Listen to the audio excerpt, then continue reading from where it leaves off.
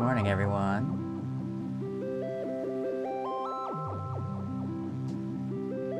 Right now, you're listening to a mostly modular patch.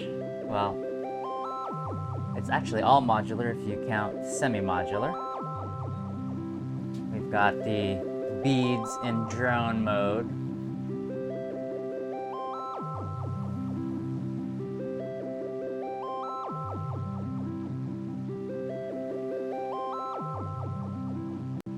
And you've got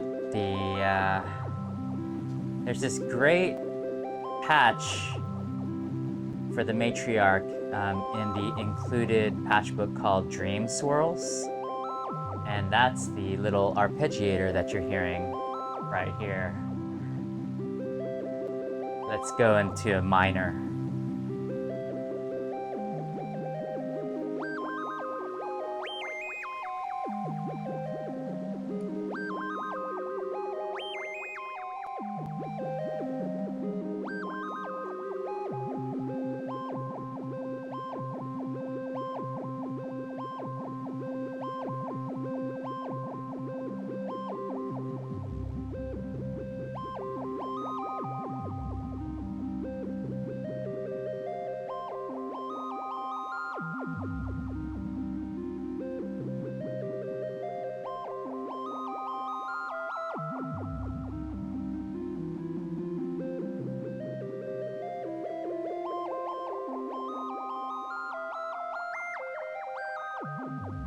You can have so much fun with this thing.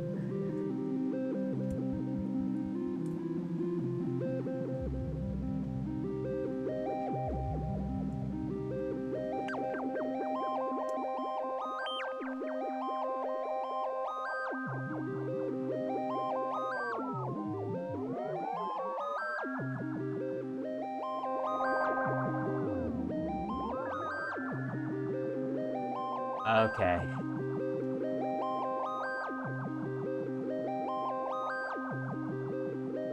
All right, we'll get started because this might be the base of something that we do, because today is Modular Monday. We've got a whole new set of parameters. And I say Modular Monday, but it's mostly modular because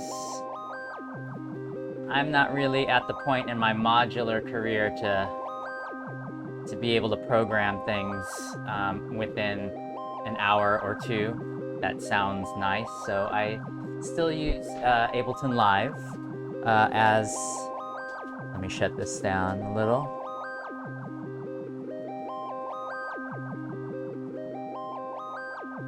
I'll quiet it a little bit. I'm going to be using Ableton's Live awesome CV tools as my main live pack / instrument.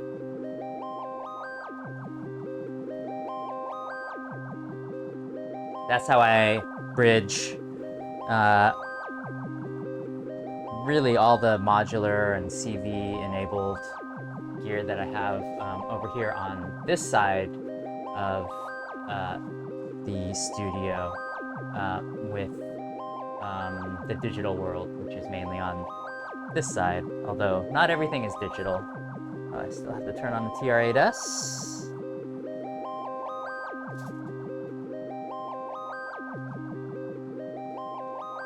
And I think we're ready to go.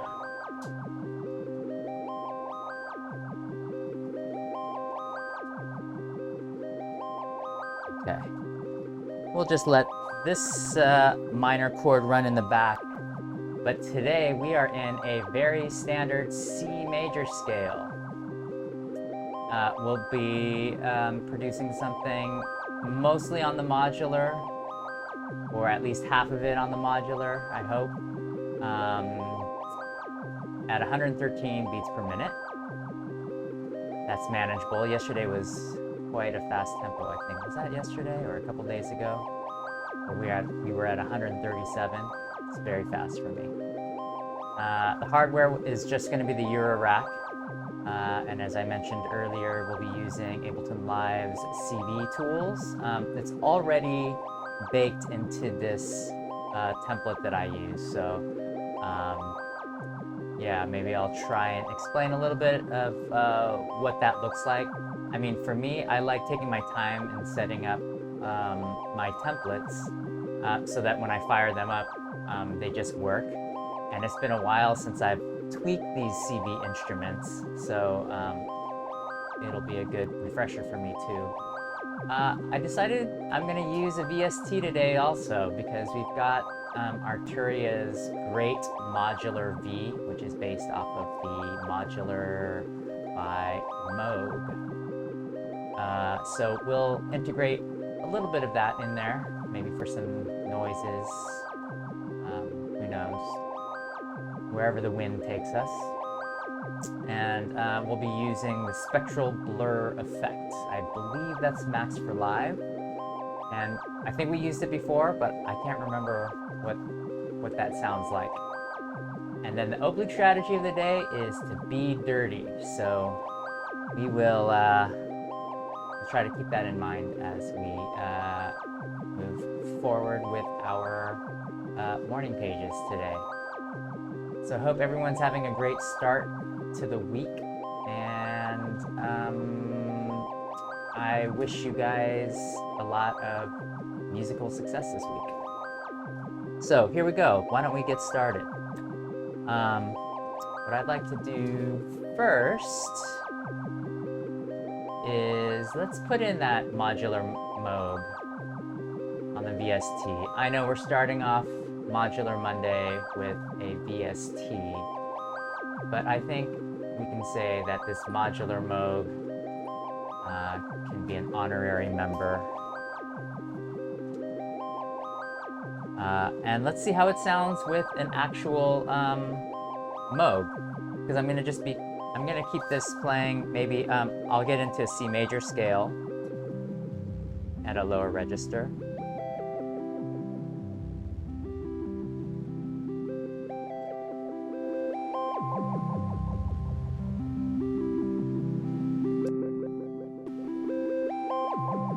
Why don't we do that?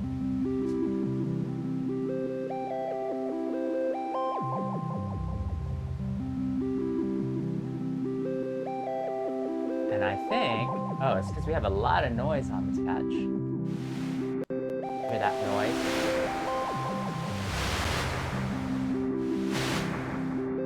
Oh, I like that. It's going through the DVD stereo delay. Okay, so let's see what this sounds like.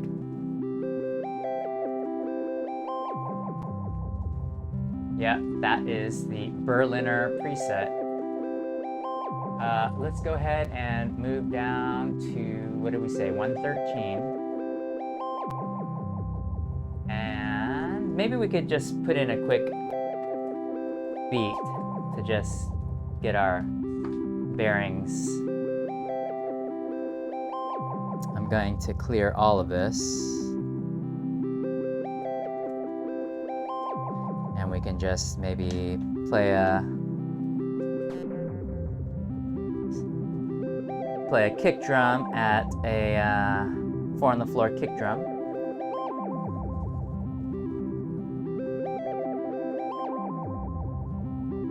This is a 909 attack bass drum.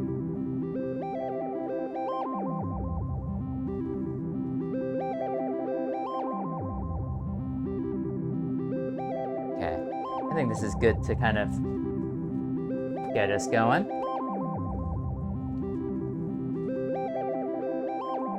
So we're not going to use that.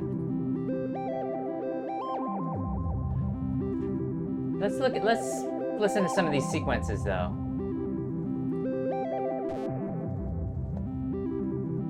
Oh, and then we also want to get our scale into C major.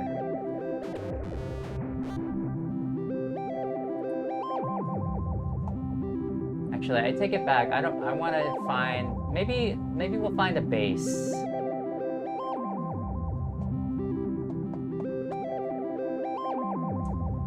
And the reason is I don't have, well, let's see. In Modular, I have the Lifeforms primary oscillator and Plaits that could do bass duties, but I'm thinking I'm gonna have this bass crunch right here.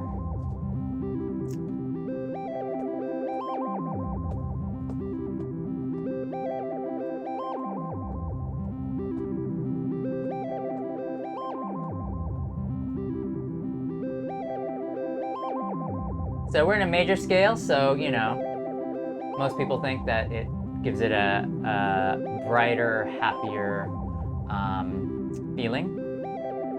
So we'll just embrace that.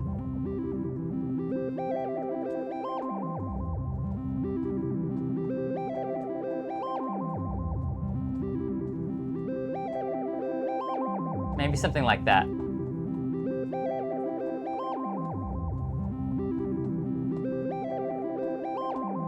So let's just program this in, and then we'll be done with our one and only VST that I've allowed myself today to have.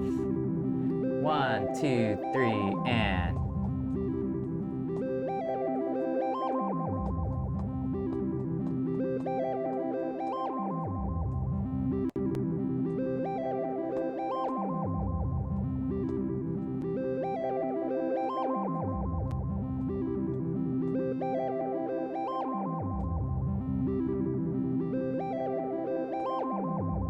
It's as easy as that.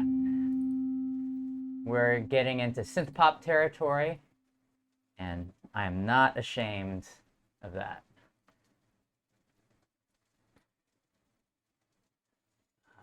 Let's go ahead and just minimize that. We didn't do anything to that patch, so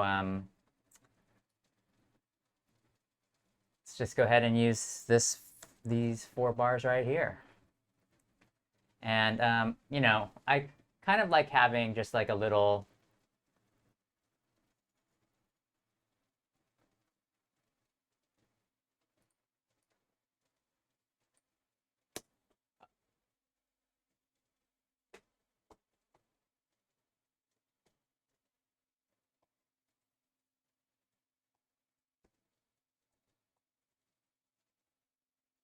maybe something like this. Something like that. We can kind of, maybe we can extend out this portion. And then have a nice, oh, 1 bar too much. I'm thinking about adding like a little note in between.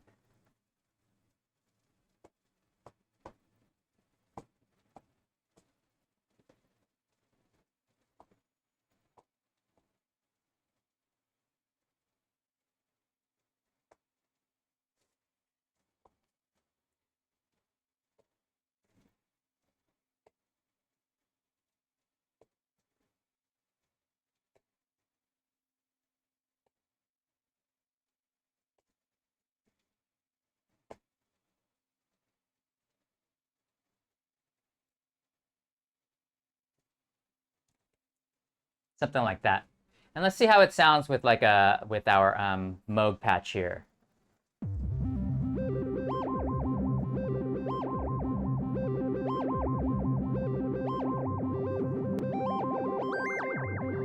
Okay.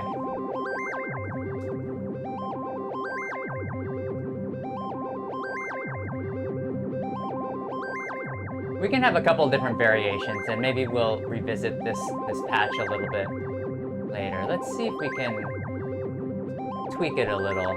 Man, my eyesight is going downhill, so I really have to.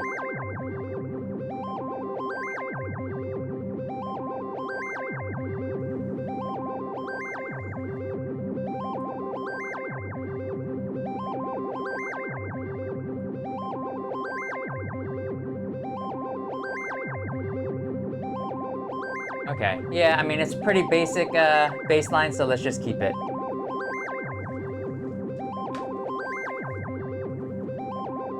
And actually, you know what I'm going to do? I want to have one version that doesn't have this little skip.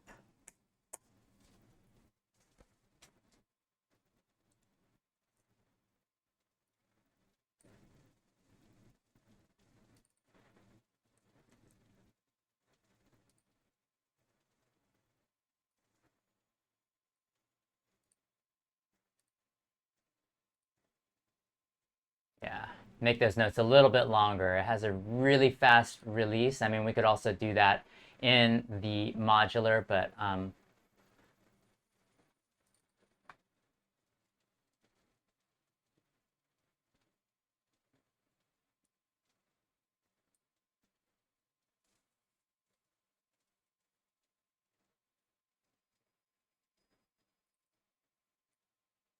let's see how this would sound with this.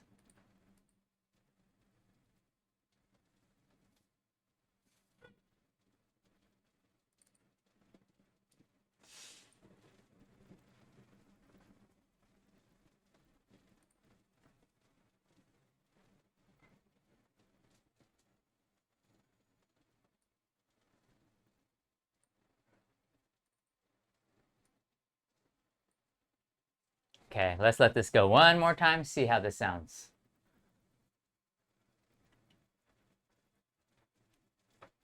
Yeah, we'll just give it a little extra something at the end. And then I'm going to just recolor this maybe a lighter yellow. So we'll just listen to this version, which is just your straight up kind of disco bass.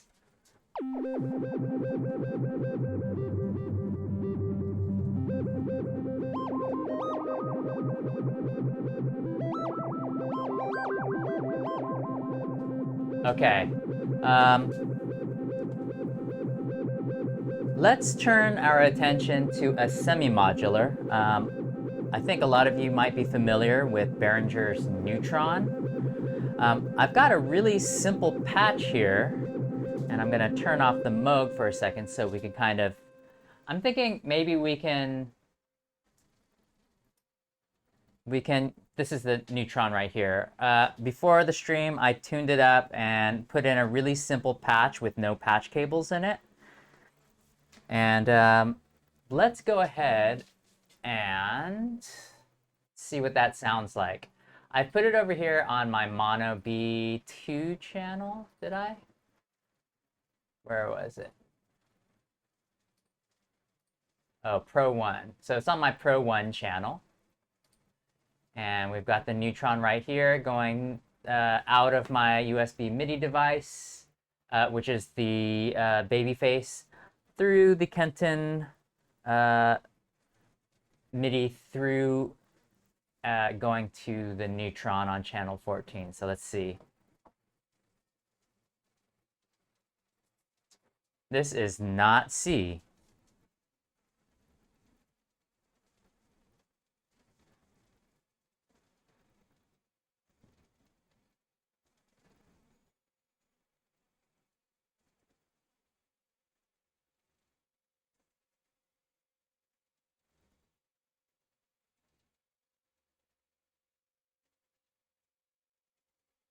So this is oscillator 1, and this is oscillator 2. So I'm going to put it right in the middle, and we can actually go down.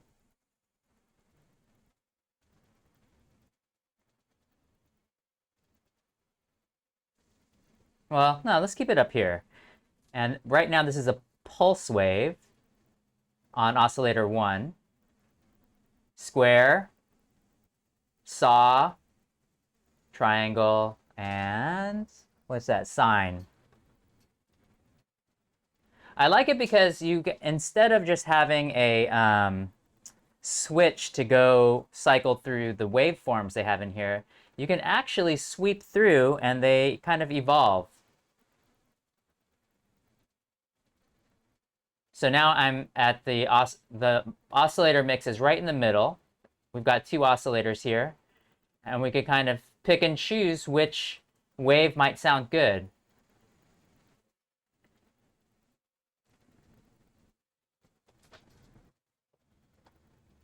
And actually, I'm in paraphonic mode. I'm going to get into monophonic mode.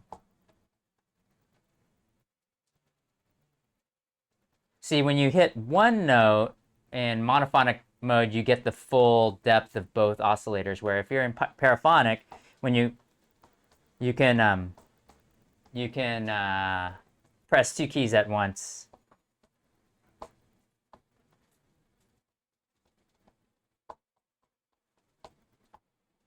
I'm thinking this is going to sound good with an arpeggiator.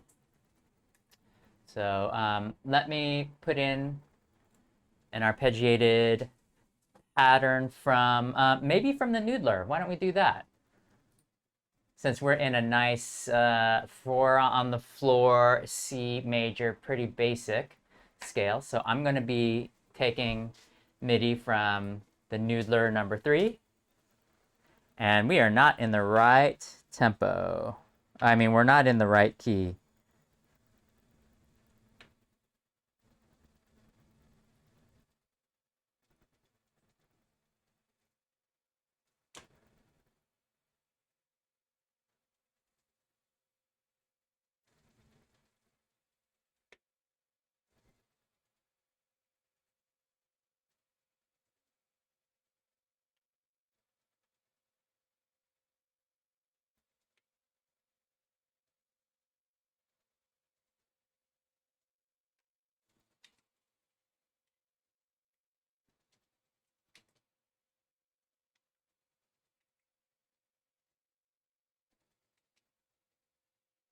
We can also do some chord changes here.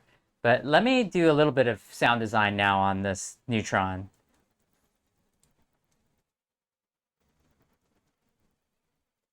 Yeah, I want it more.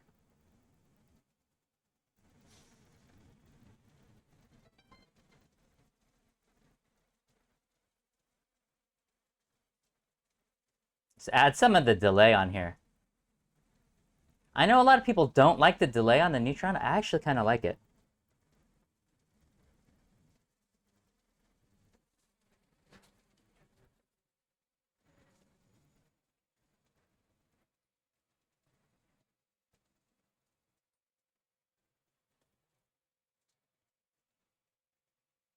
Okay, so that's the delay on there. Wait, I'm going to keep going with the sound design a little.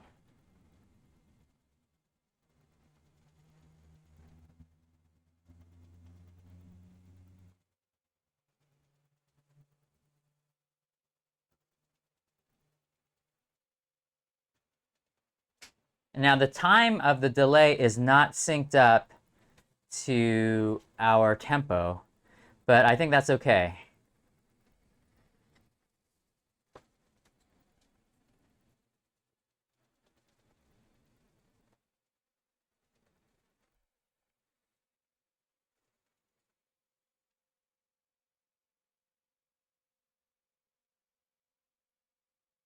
Okay, so what we're going to do, let's record a couple different variations. I'm going to just be sweeping through the Noodler.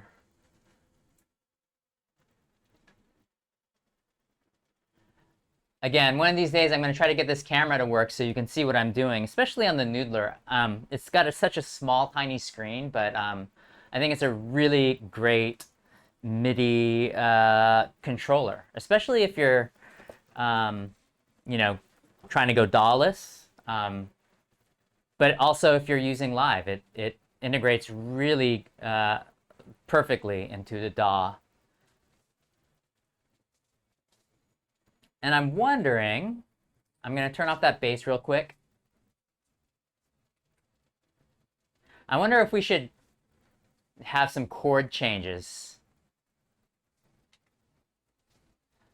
I'm thinking that we should. So what I'm going to do is, at the same time, I'm going to be getting the pad over to the Prophet 6.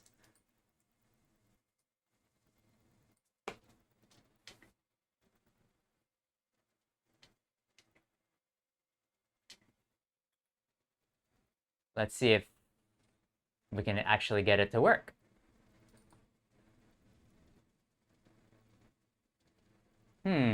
This is not working. Wait, let me stop for just 1 second. Let's see if we get any sound. Oh, now I know why. It's because I did not activate it on the...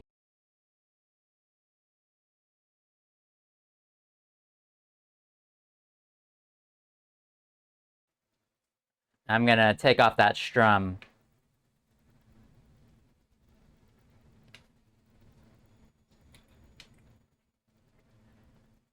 And we can actually go up.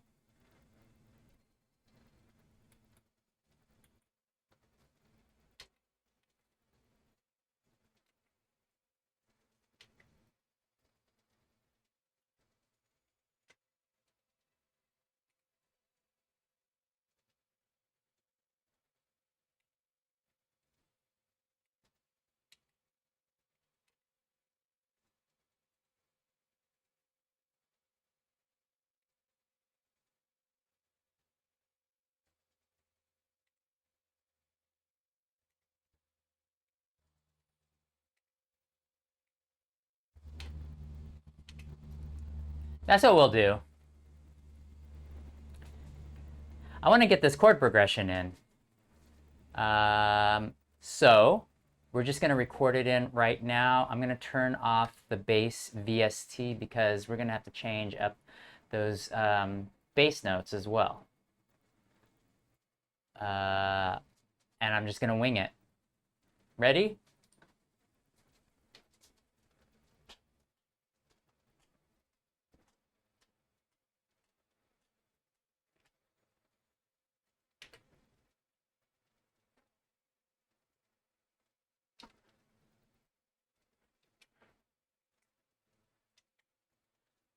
Okay, and that's it. I got it in one pass, at least somewhat. So I guess the challenge for me is that when I record MIDI from the Noodler onto multiple channels, and in this case it's only two, I just have to be sure that everything is equal on both. Otherwise, we'll get some timing issues. But it looks like I was able to get those in decently. And the great thing about having this now in MIDI format is now we can kind of go in and maybe even put in some random notes in our scale, which is C major. But how about I unarm those guys and then get back onto the push. And don't worry, I know it's Modular Monday. I will start working on this side. Although I guess we got that Neutron in there. Let's see.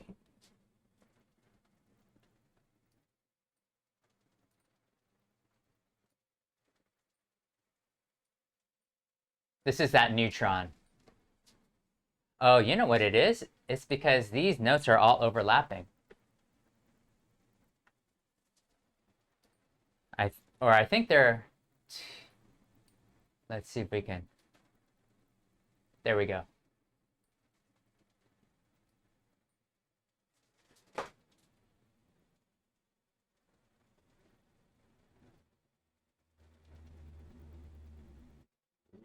I'm messing with the Neutron's delay.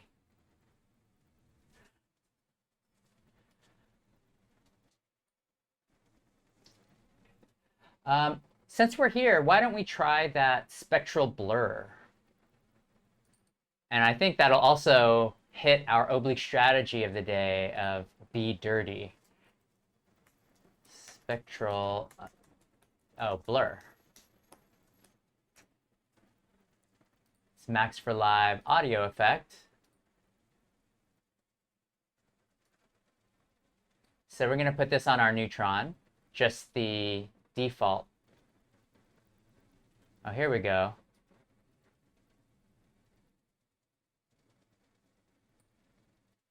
Oh, now I remember. We did use this before.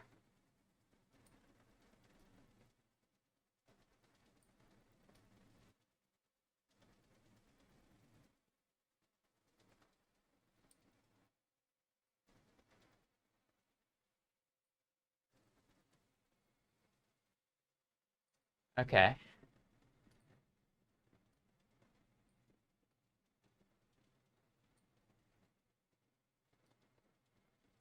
Okay. And I'm liking this patch too. Let's give it a little bit of detuning.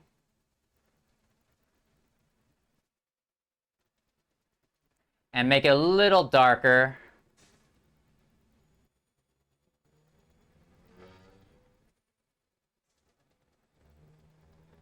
Oh, that's a lot. There we go. Yeah, let's just make it a little more subtle.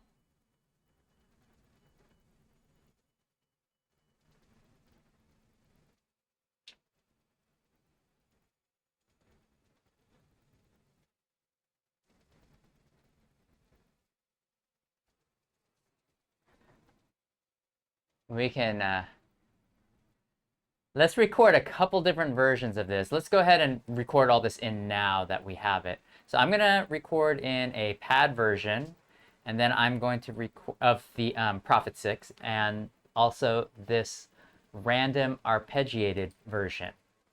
So we'll do that first since I have it on that setting.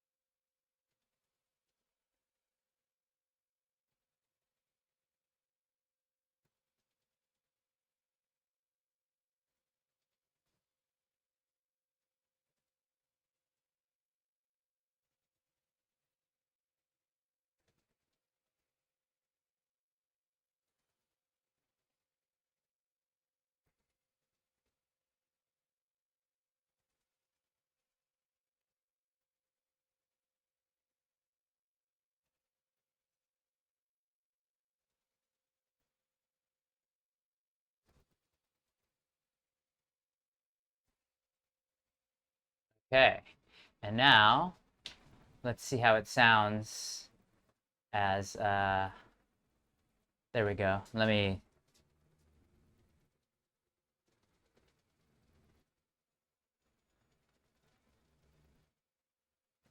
Let's mess with the shape of the oscillator.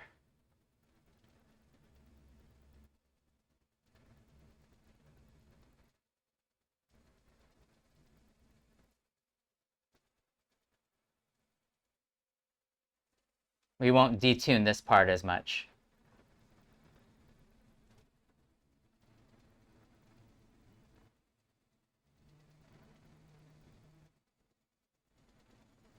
Okay, let's do that, and I will sweep the filter. So let's go ahead and record these strings in.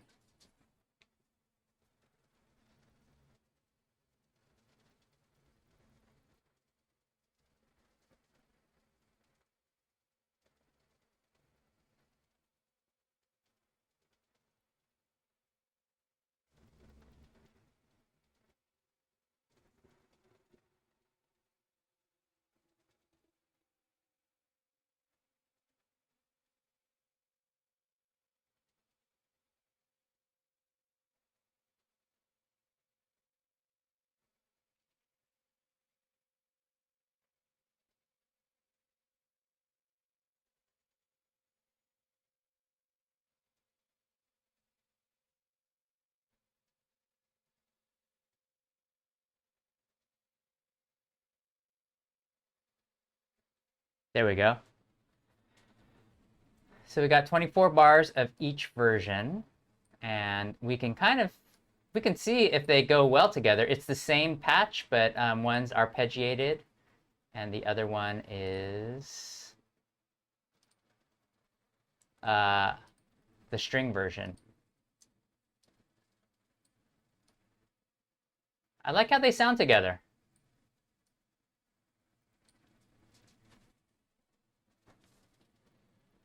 Let's see if it goes well with our Neutron.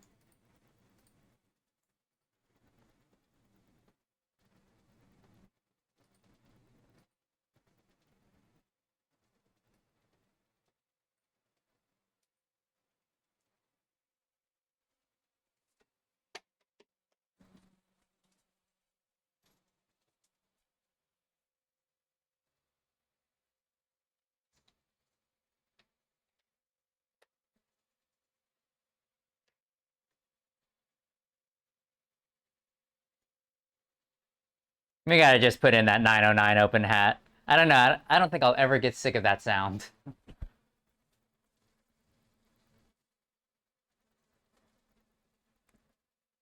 Let's put in a snare, see what that sounds like.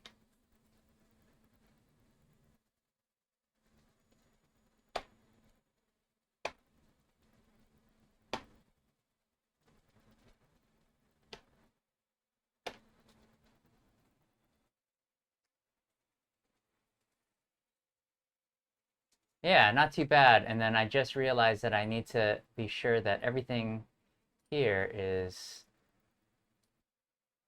24 bar loop.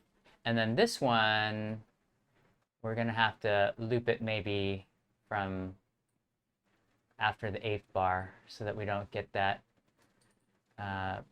harsh beginning. Same with this one. I'm hearing feedback, and that's coming from the Neutron. I'm gonna have to change something over here, unless that's the noise. I didn't know this had a... Oh, it's the overdrive? Oh, you know what? It's the delay that's so noisy. That delay module, the delay on the Neutron is pretty noisy. I guess it gives it maybe that dirty, gritty feel of analog gear. So let's go ahead and turn our attention to the Neutron. And then we'll get to the Eurorack and the Matriarch. We've got actually a lot of parts going. And almost all of it is hardware, except for that the bass, which we will also have to fix.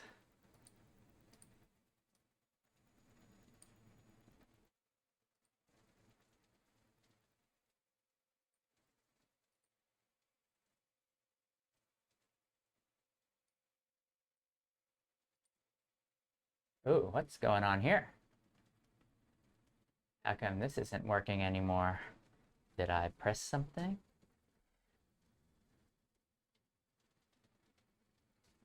Okay. What did I do? I see that it's getting something. Did I change anything? No. You know what I'm gonna do? I'm gonna turn it off and turn it back on. Something may have happened. Okay. Now let's see what happens after it boots up.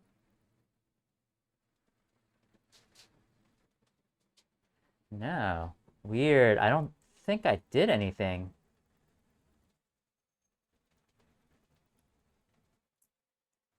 So I guess this is kind of a lesson also on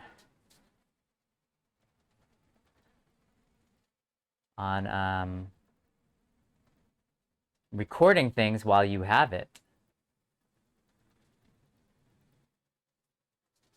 Because I want to say that I had a problem with the Neutron before. Let me see if I can fix it using the Neutron editor. So right now I'm just hearing that. So rather than hearing that, let's hear what we have so far.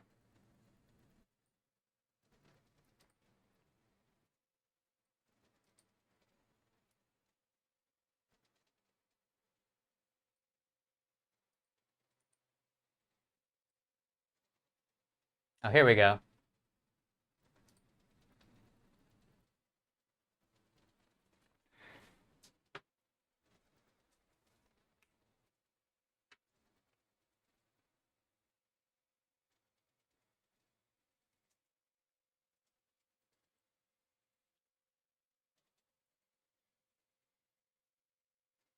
Let's see what the Neutron is going to tell us.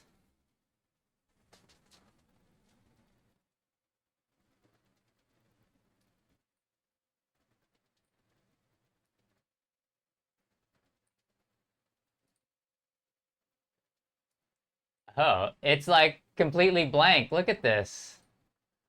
What is going on? Well, okay. Let's quickly say not. We won't use the Neutron, and maybe we can have this go to another synth, like the Pro 1. And now I'm gonna actually have to switch this up.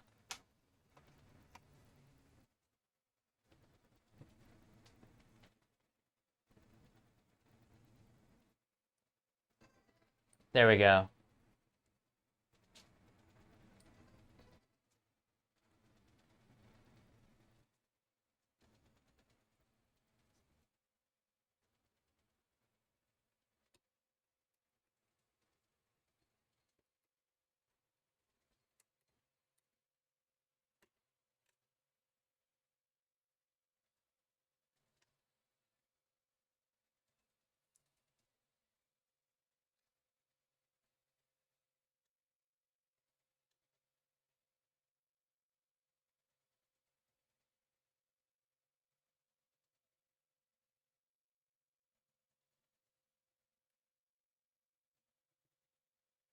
Why don't we use the Pro 1?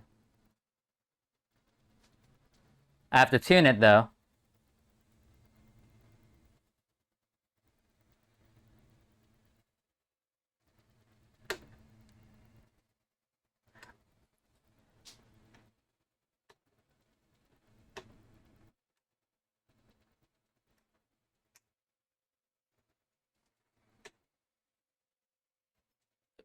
Oh, sorry. Oh, it's on the drone mode, that's why. So, something's going on. It's on repeat, that's why. But I like that, so I'm gonna keep that on. And let's go ahead and record this part. I was actually gonna mess with this a little bit. We can do a couple different versions. Let's do it. Let's make a copy and let's select all and invert. And oops. Invert. There we go. Let's see how this sounds.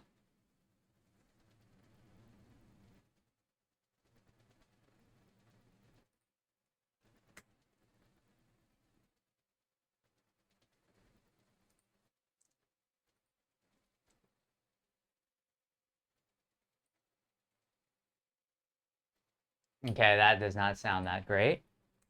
So let's go ahead and just record this first one.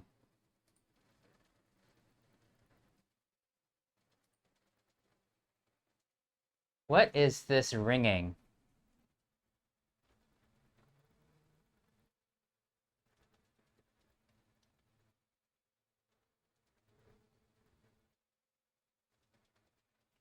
Do I have an effect on here? Oh, I do. I have that spectral blur, or right? Okay. Let's go ahead and record this.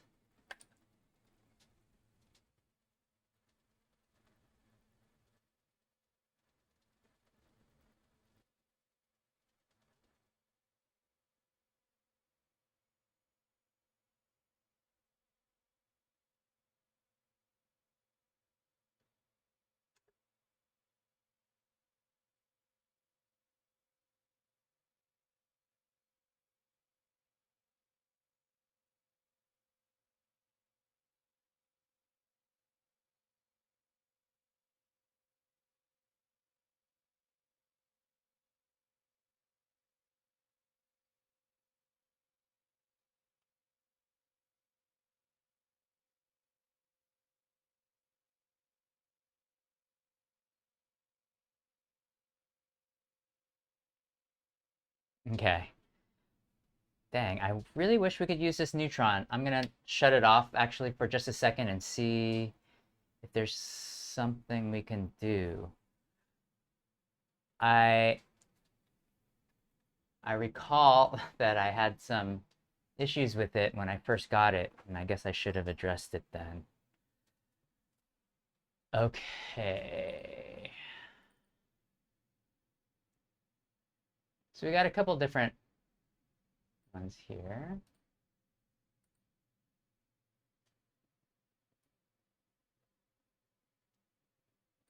You know, I'm always getting this little, what is this? What is this noise that I'm getting? Getting noise from somewhere, but oh, it's from the guitar.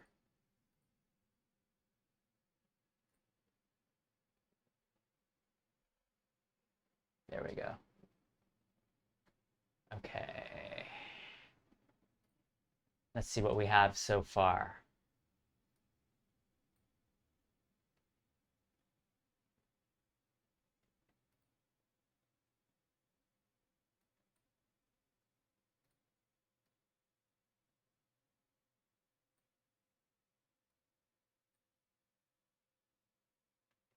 The other thing, I mean, actually, instead of the Pro 1, we could have had it going to um, Plaits or something. Let's see what we can do with that.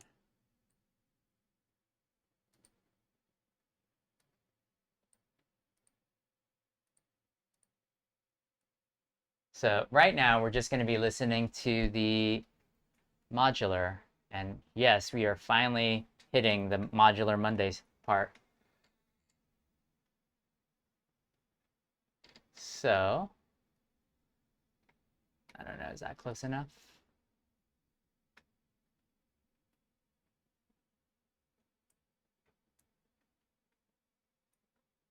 Let me...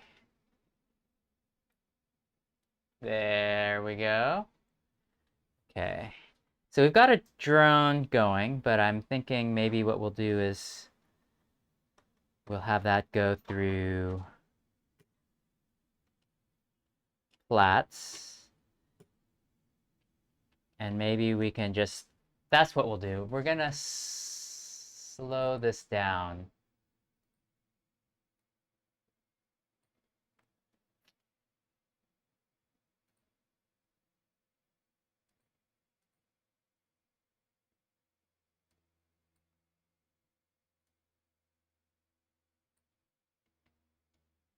Okay, I'm going to go ahead and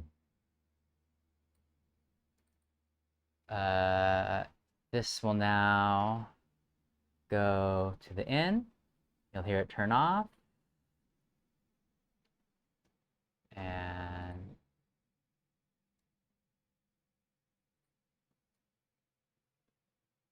so now we got it going slow. Let's try to find something weird, but maybe melodic. And then I'm going to have to lower this an octave.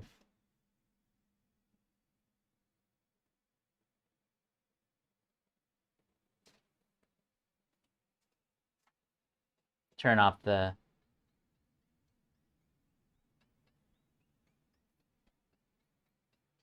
And what I'm thinking also is I'm going to maybe lower this more.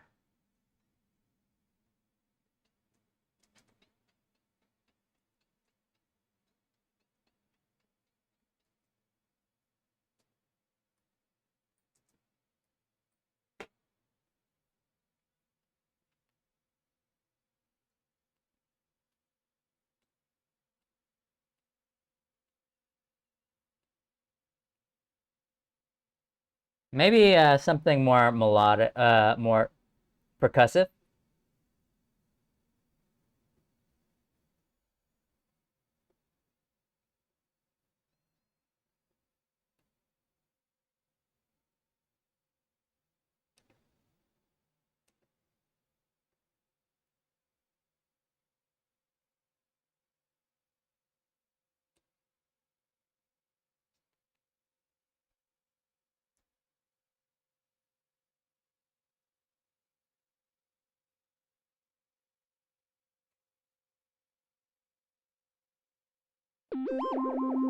Let's see if we're even in the right key.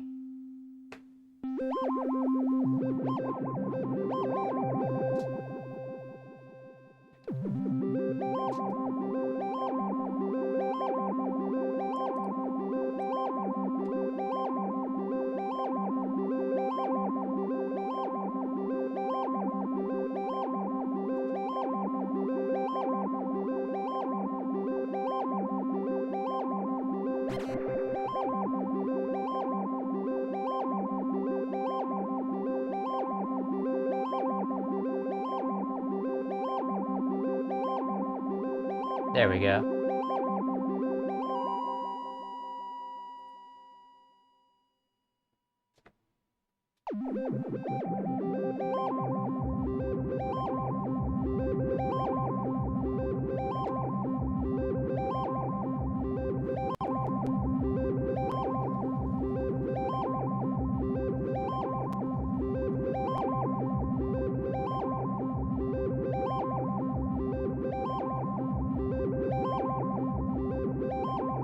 Let's go ahead and record some of this in.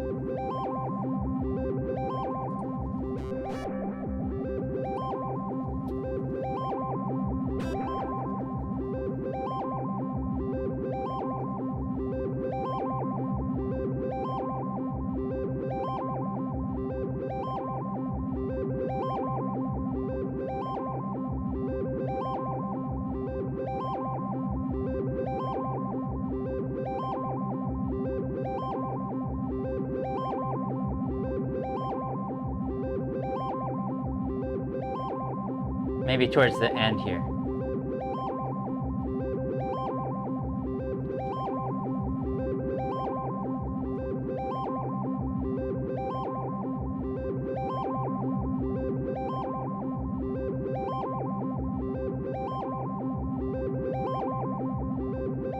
This sounds more like a distant train. I like this last part.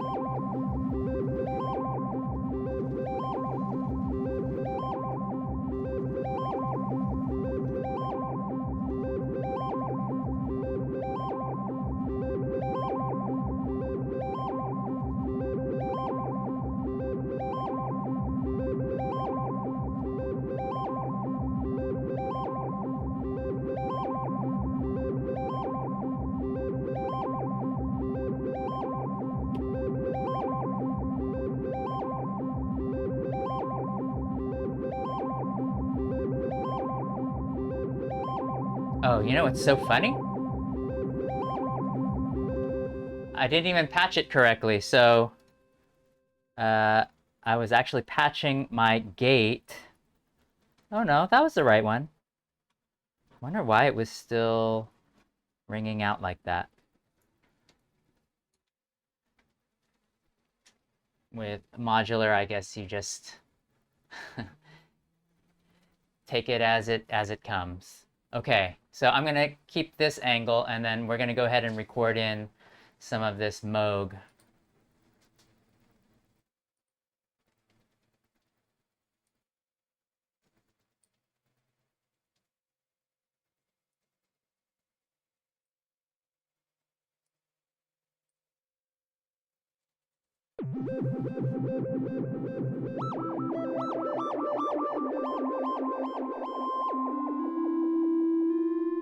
Maybe we,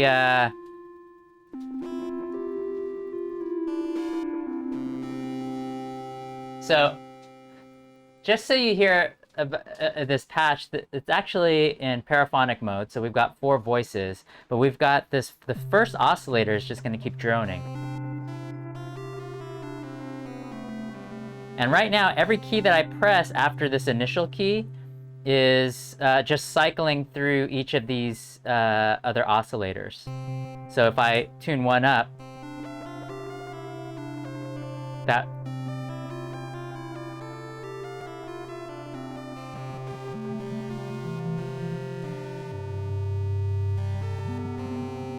So I think maybe I'll just play something.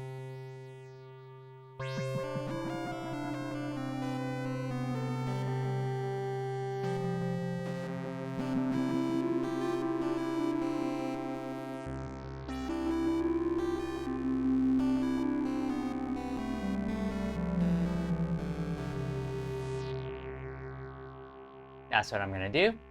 I'm just gonna play something on here, and we'll hope that it sounds okay.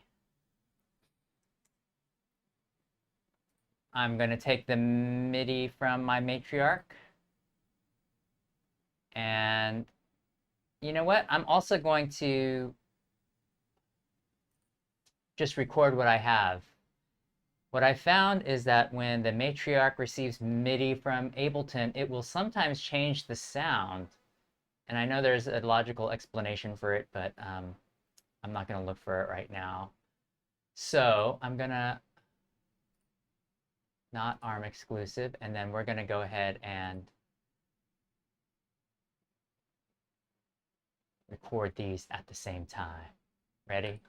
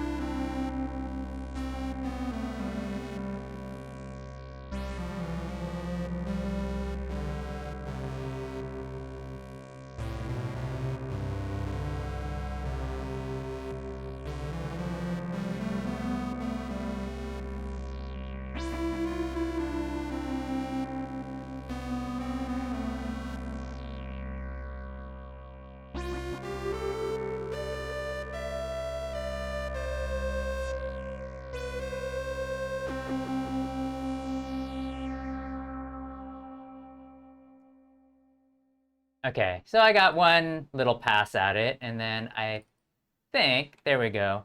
So now, actually what I realized is we need to change some of the keys. So actually what I'm also wondering is if I use the same chord progression on the Moog and put it into, this might actually work out better, because then I don't...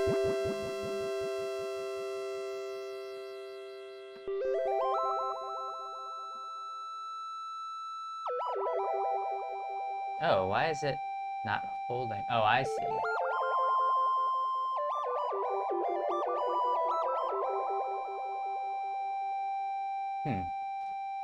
How come it's not holding?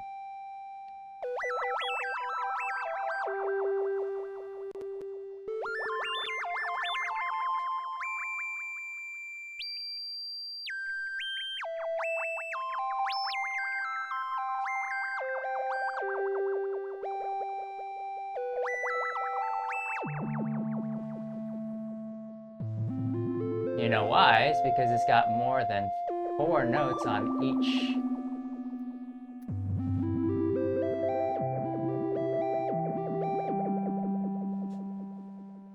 Oh, no?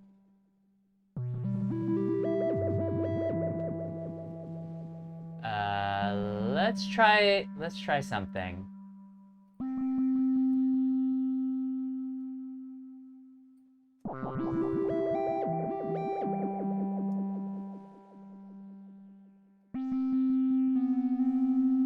This is what we're gonna try and do.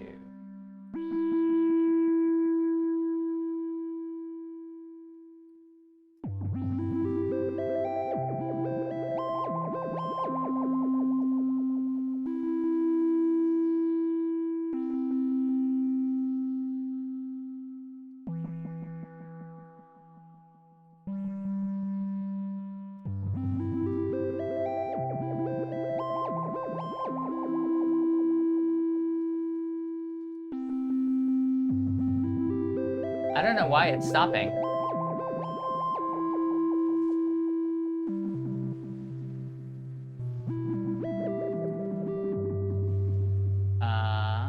This is interesting.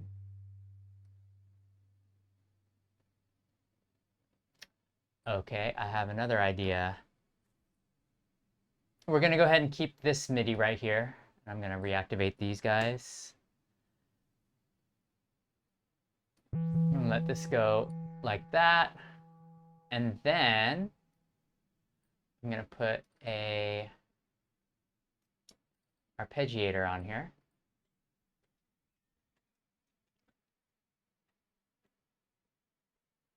Let's put an arpeggiator on the Moog.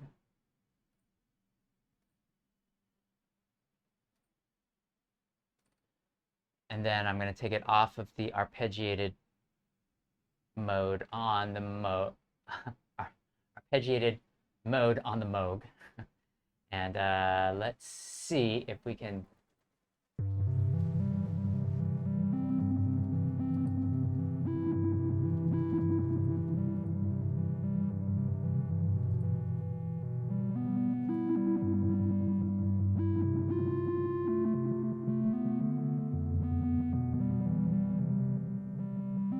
Okay, so this is what we're going to do. Unfold, let's look at the scale. And then I know this first.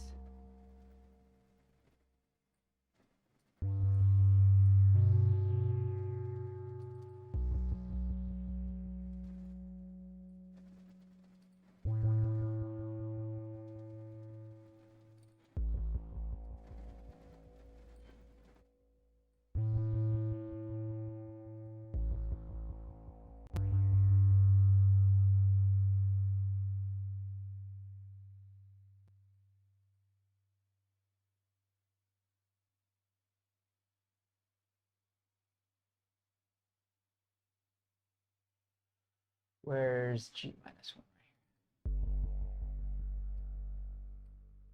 right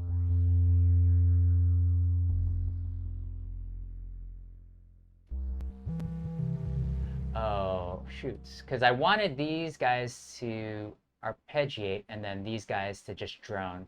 So what I think I can do is I can duplicate. Well, we're done with the profit. So what I'm going to do is I am going to duplicate my instrument here. Take off all of my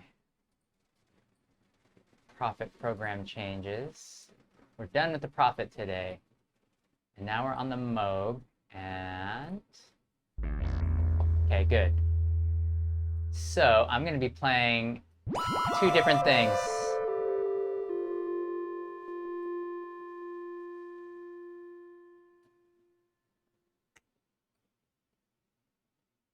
Take off all of these.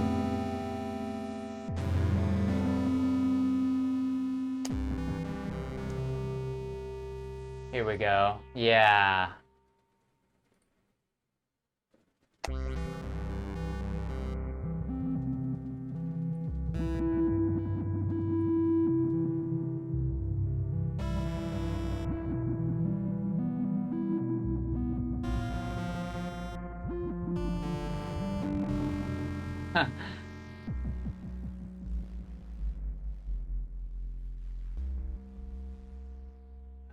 And then, yeah, so then these guys gotta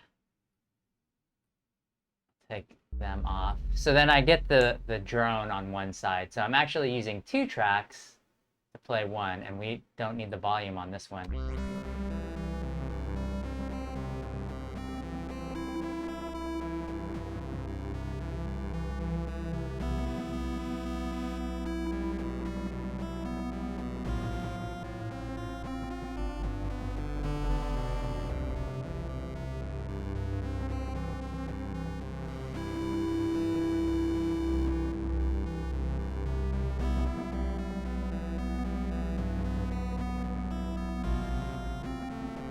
Let's go ahead and record that in. And we can actually, let's make it a more of a, let's see what happens if we do put in the arpeggiator and on both ends.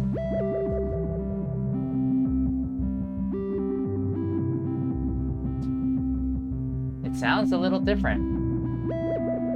We can do both. Let's go ahead and record both versions.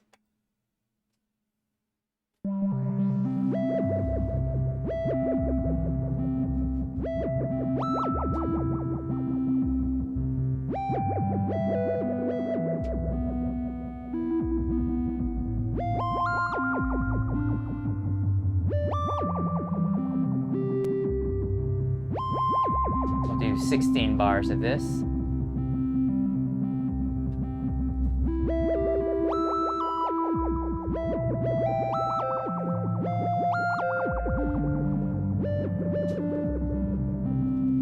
Okay, so we got 16 bars of that, and I'm going to turn off the arpeggiator on the Moog, and then we're going to record the audio from the Prophet 6, which is sending the drone part, and then our arpeggiated pattern on the Moog. Ready?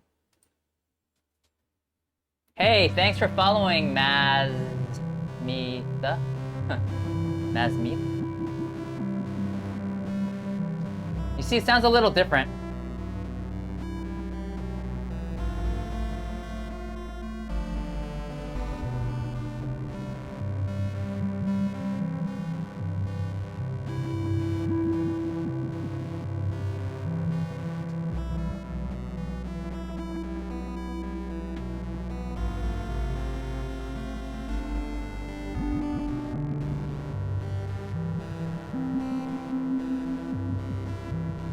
Okay, we'll do 24 bars of this.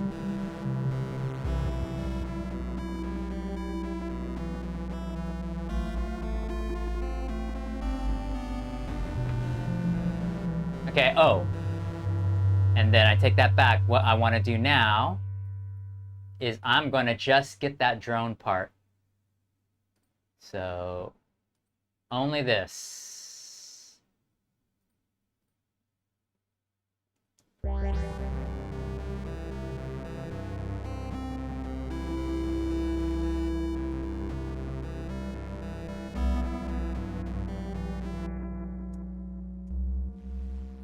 So we're just gonna get the drone part.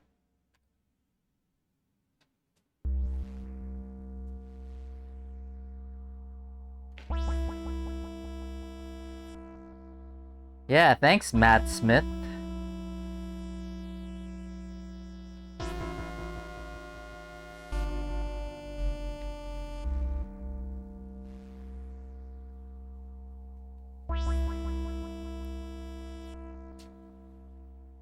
Oh.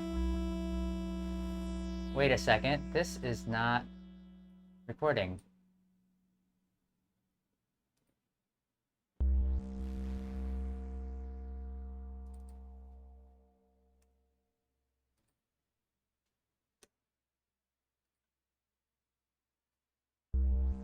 There we go.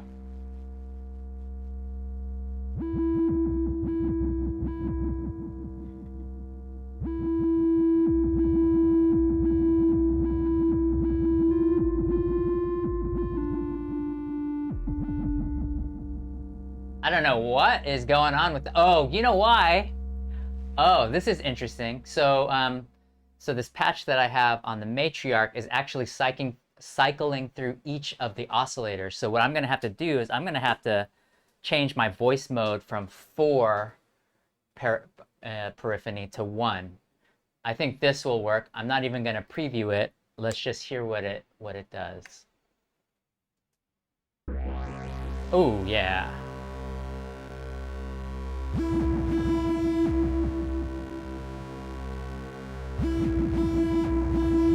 Oh, and the other reason why is because we've got this arpeggiator on this.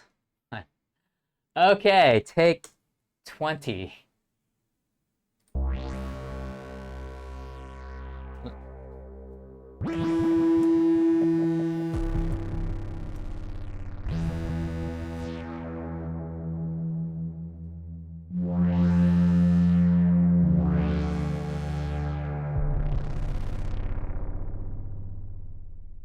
I don't know if it's going to work out, but let's go ahead and record this in.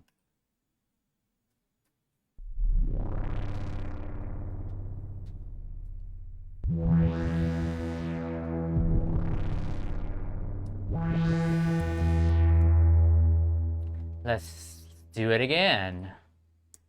This is actually take 10.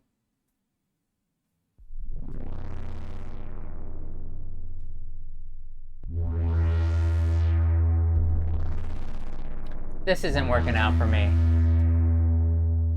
Let's cut our losses and not put in that part, and I think we're fine with what we have so far on the Moog. I'm going to turn that one off, and we're going to turn our attention again to the modular, because I want to put in some, I want to put in a drone, and actually that's what we'll do. We will use this MIDI clip for our drone on the modular. The way we're going to do that, I think, I want to use, maybe we can just use beads over here. And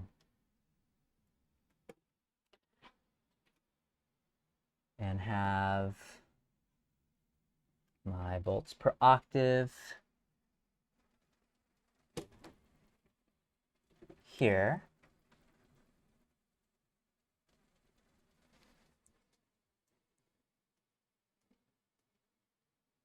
Oof, watch out.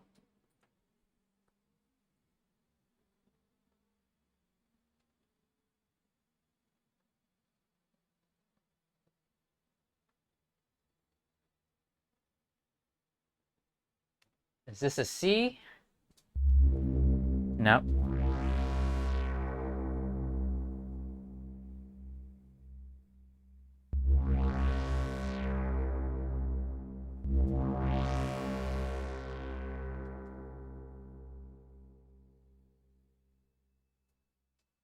Ooh. I take it back. Let me get that in. Okay. I decided we're going to use the Lifeforms to drone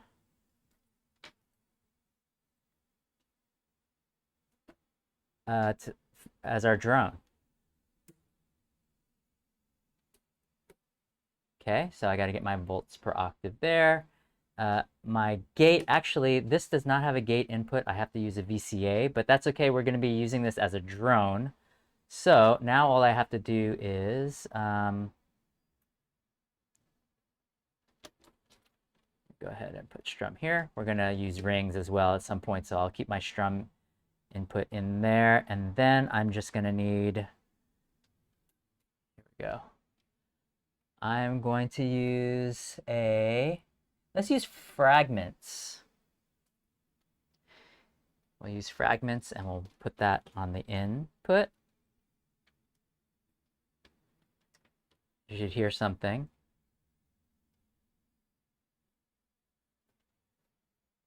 There we go. Let's tune this. This is an F.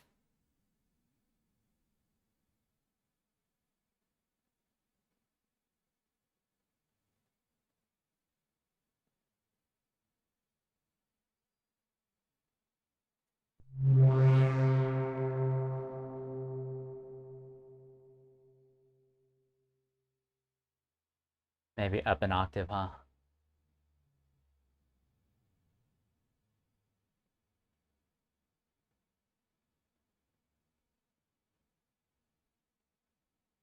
It's always very tricky to tune this. There we go. There we go.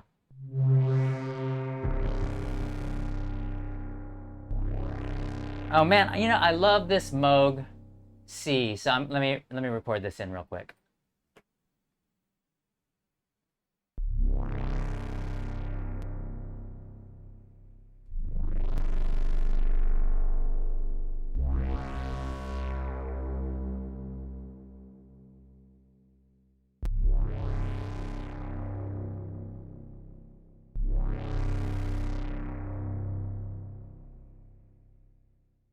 Okay, I just wanted that low C. Okay, and now we can work on the drone. Hey, Mazmith. Oh yeah, thanks. Yeah, a lot of flavors to choose from. So today I'm trying to make this mostly modular Monday, but you know, I always end up turning to the tools that I'm more comfortable with, which are not modular tools necessarily. Okay, so here we go.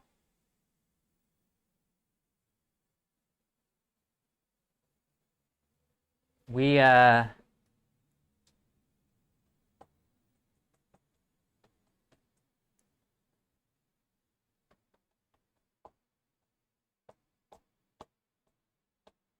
I decided we are gonna not use Lifeforms as a drone. We'll keep it in this drone mode, but we'll go ahead and play a little melody. Let's make sure this is a C.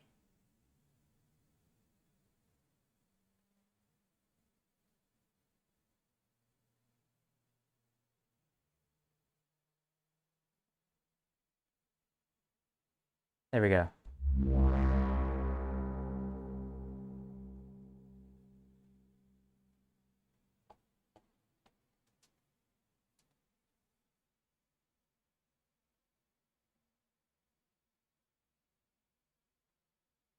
Okay.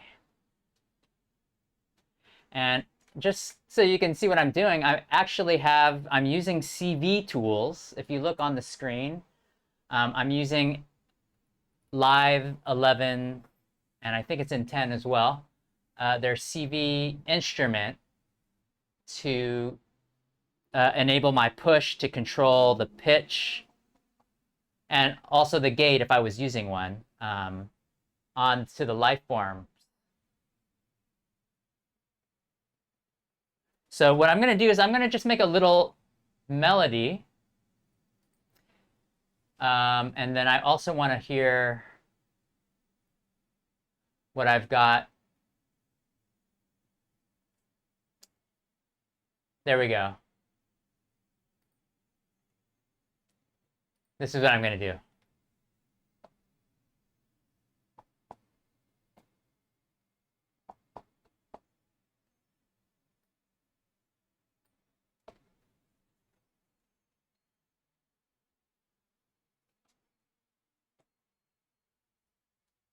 Okay, we're going to have to lower some of the volumes so I can hear what I'm doing.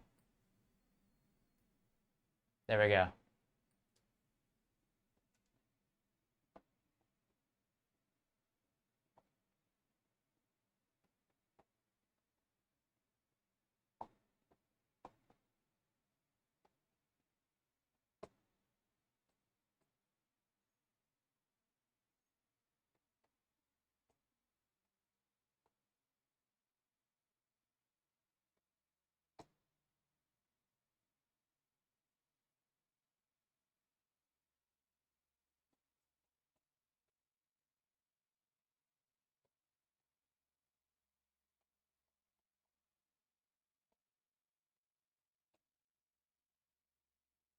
Something like that.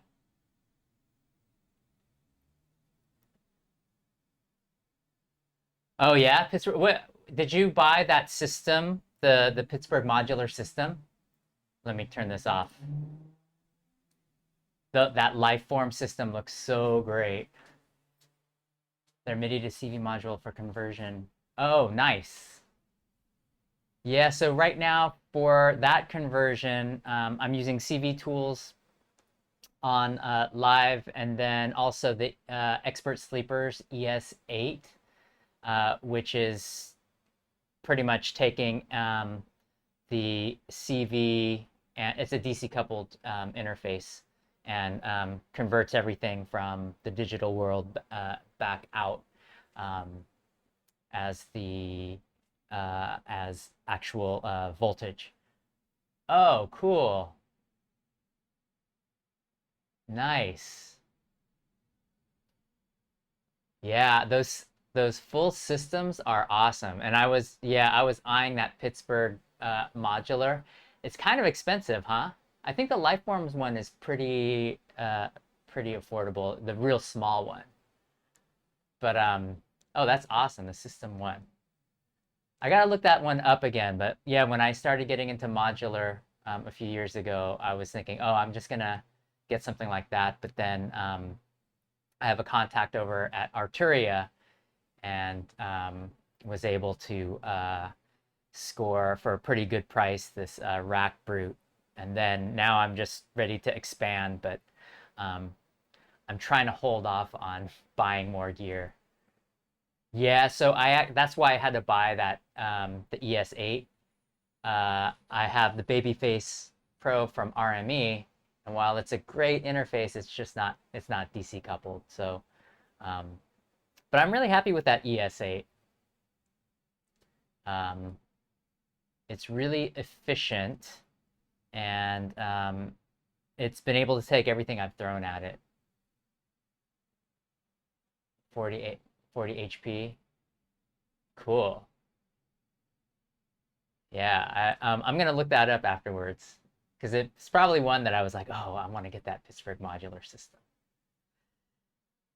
All right, so here we go. We've got a lot of parts, and I wasn't super happy with everything that happened here, but let's record something in. I think maybe from here. Let's see how many bars this is. And then I am going to just quantize this onto the grid and see if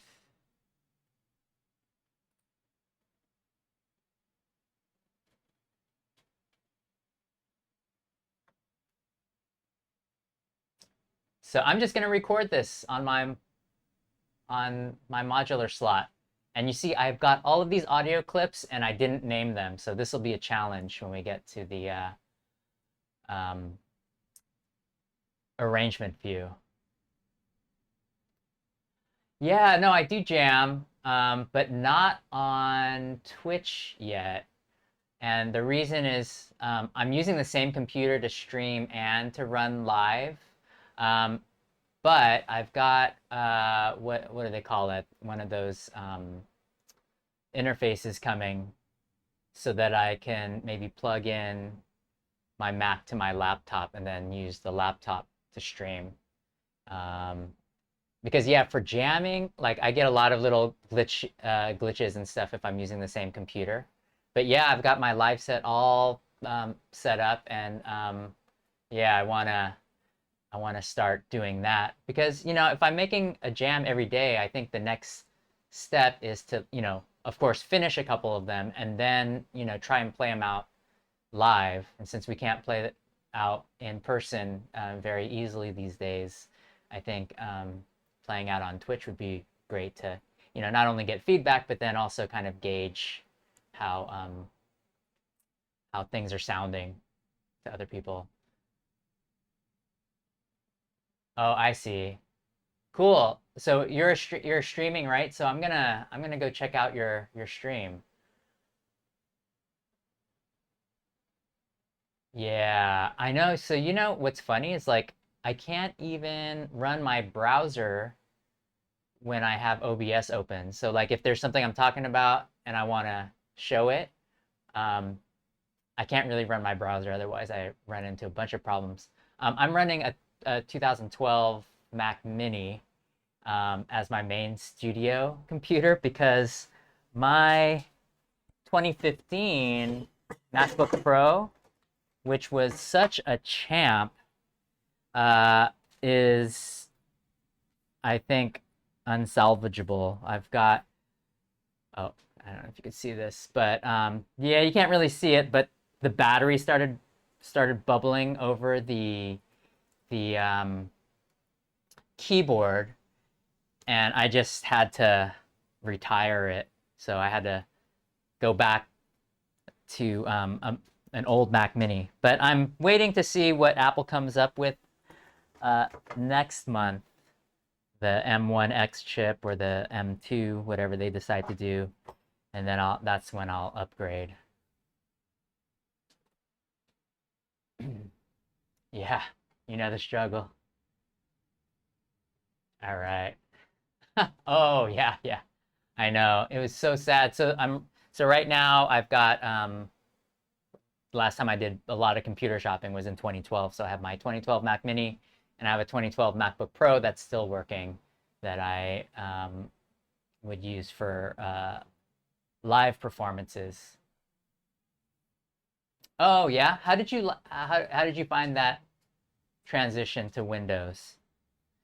I just, when I taught uh, Ableton Live to students, I had to put those all on PCs at a couple of the schools. And I don't know, I was having a hard time with the ASIO, and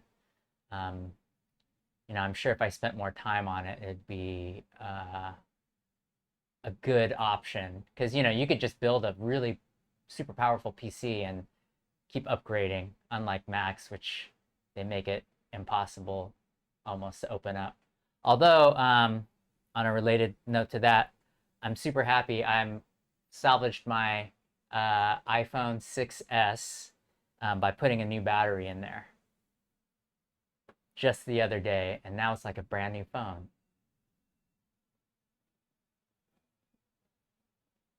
Yeah. Yeah, so I think I'm just gonna stick with Macs for now. So we'll see what they come up with in October. The rumor is that there's going to be the new M1X series of stuff coming out, but I love Mac Minis, and still on iPhone and iPads. Yeah, I love the Mac Minis because, I mean, at least on the 2012, you've got all the peripherals all on the back. So I'm hoping that there's going to be a new Mac Mini that comes out. Otherwise, I might just pick up one of the M1s if those go on super sale after the announcement. Okay, let me go ahead and turn back to what we have. So we've got this little drone part. No, we don't. We didn't even record this yet. So we're going to go ahead and record this.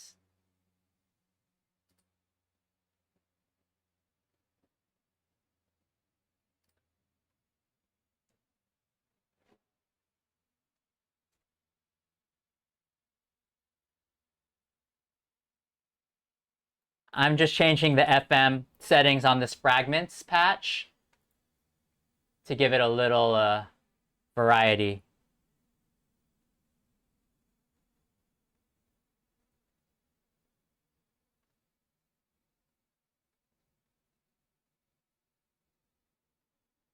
Makes it sound a little like a telephone call.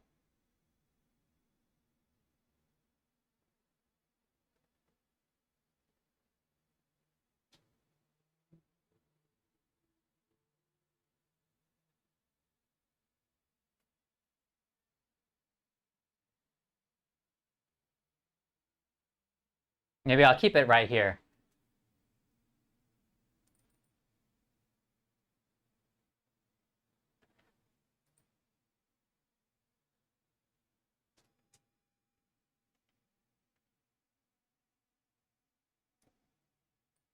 Let's try this again.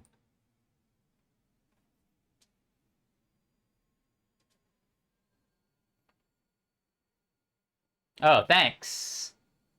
Let's figure this out. What happened? Did I click on anything?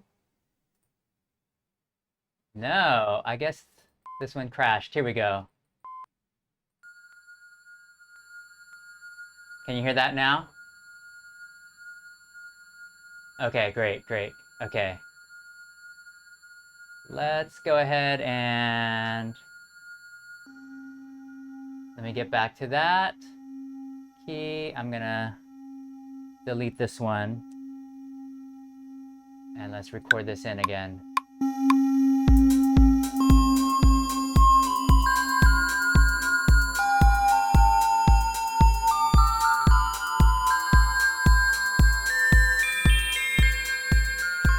Ooh, it's really harsh.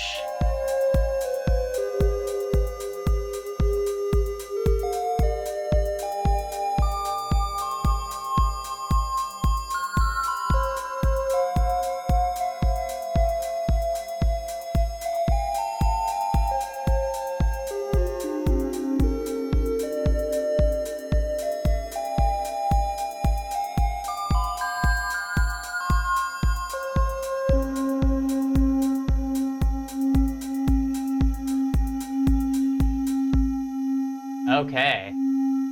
So since I don't have a VCA on that, it's just ringing out, because we initially thought we were going to record in a drone, which we'll do now. I'm just going to record in a drone from Beads. I don't know if Mazmith has, if you have any gear from Mutable Instruments. I mean, they're all digital, I think, all of them are. But they sound fantastic. This Beads module, which apparently is going to be her last module. Such a fantastic one. So I'm putting it right now into a drone mode, and let's see. There we go. And we're in C, perfect.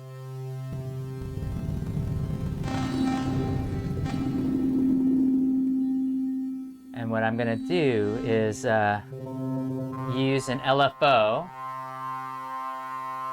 I'm going to use the Batumi LFO to sweep through the wavetable. So Beads actually has an internal sound engine built in, which is based, I think it's just an exact replica of Plaits wavetable.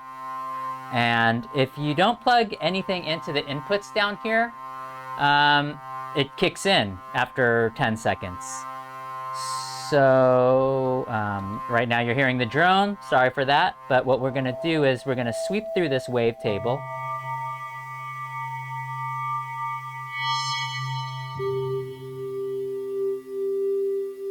We'll sweep through it real slowly, and I will also use this one.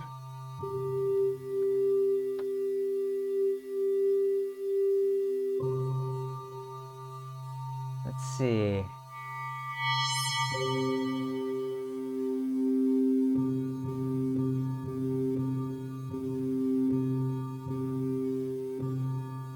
Oh, I'm on a square wave.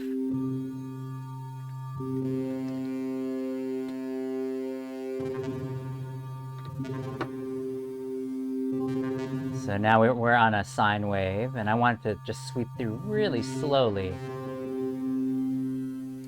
We can also sync it to our, let me see which,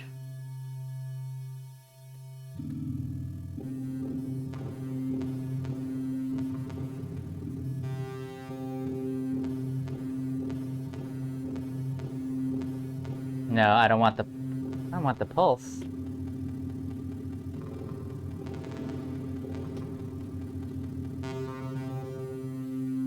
Okay. There we go. Oh yeah, here we go. This is sounding good. Oh, cool. I haven't heard of that one, Mazmith. Let me look that up. Oh, the SQ1 to step modulate? Nice. Oh, cool. I can't wait to see your setup. I'm gonna increase the weirdness.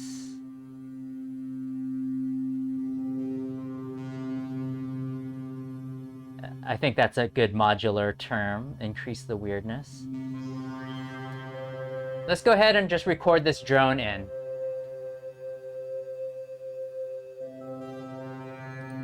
Since it's a drone, we can just record whenever we want.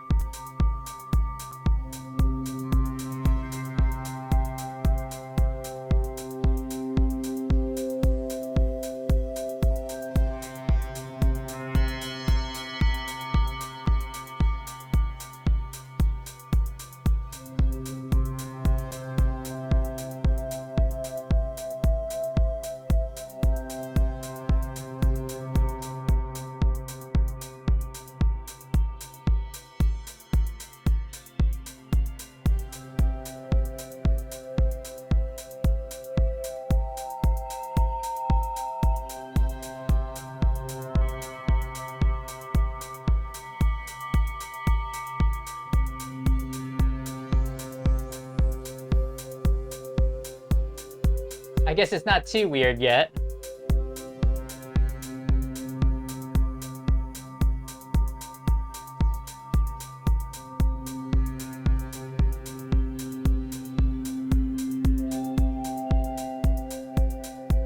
Okay, I guess we didn't get super weird.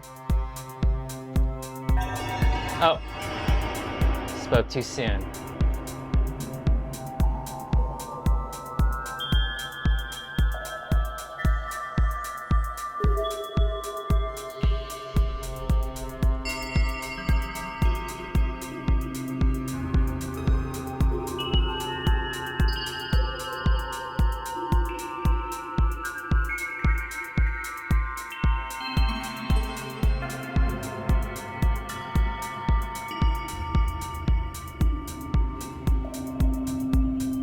I'm liking those little pops. Let me look at my waveform.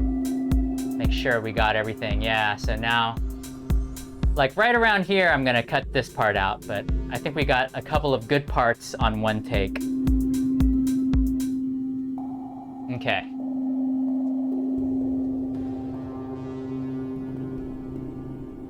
Oh, cool, yeah. Thanks for coming, Matt Smith. Yeah, definitely go take the dogs out. Enjoy the outdoors, and yeah, enjoy the rest of your day. It's just morning for me, 10:30 a.m. here, so I gotta start my day. They just turned off all of the water in my building, and it's not gonna be on until 5, so yeah, I might have to take off pretty soon too, go to my sister's house or something.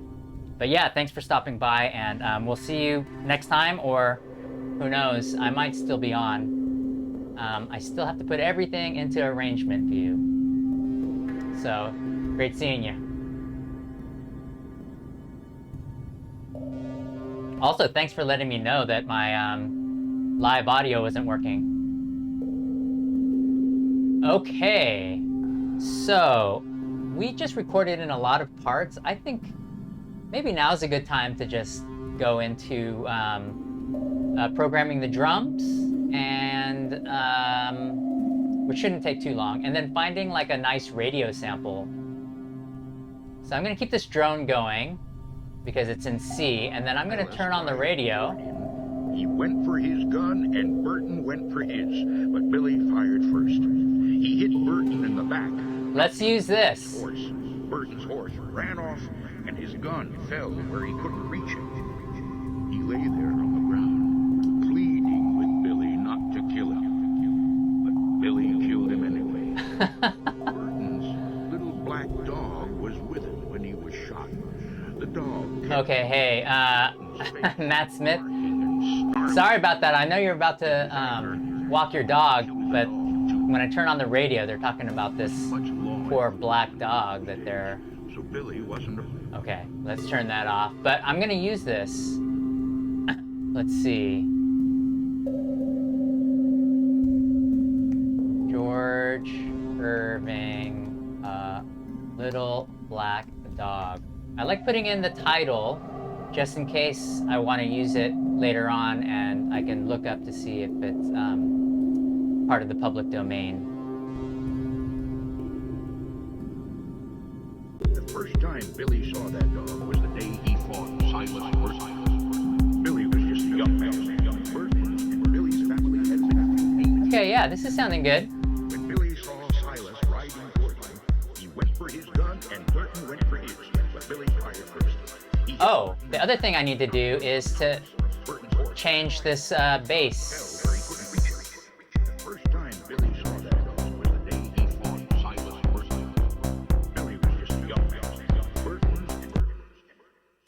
Let me crop these clips, and then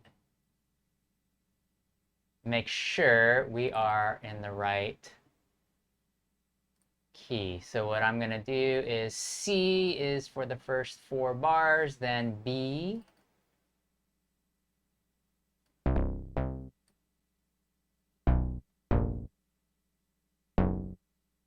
That's B, right?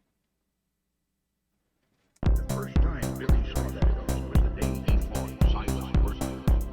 Billy was just a young man. Burton and Billy's family had been dating for years. When Billy saw Silas...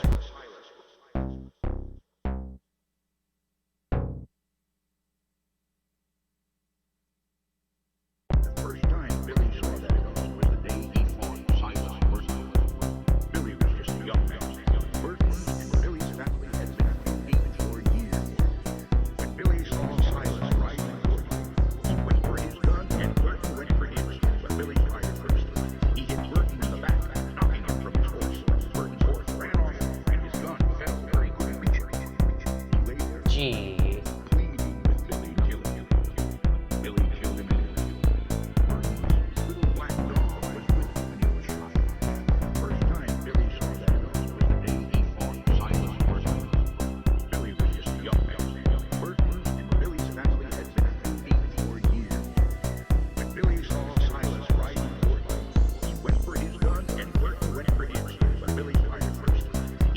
Okay, yeah, that's fine.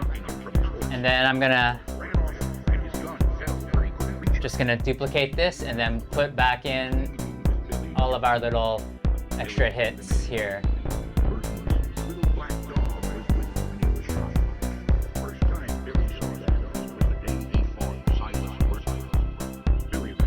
Let's hear how this sounds.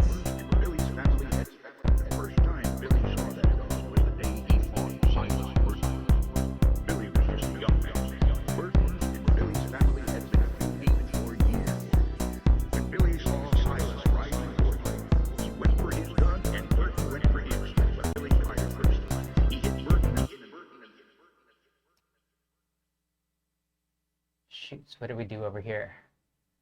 I'm going to steal this back at 8/3.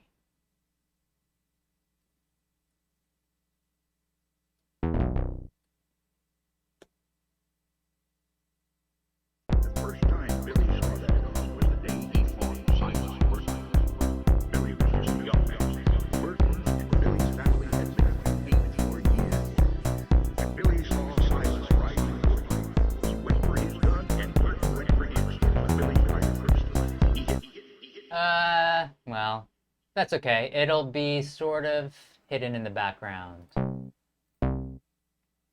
Let's see this again.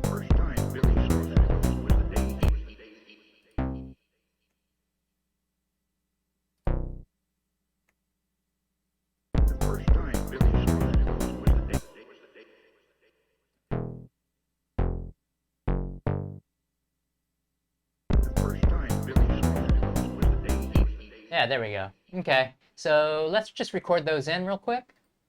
We're just gonna keep these kind of straight up, nothing too crazy or special. But this will be our bass line.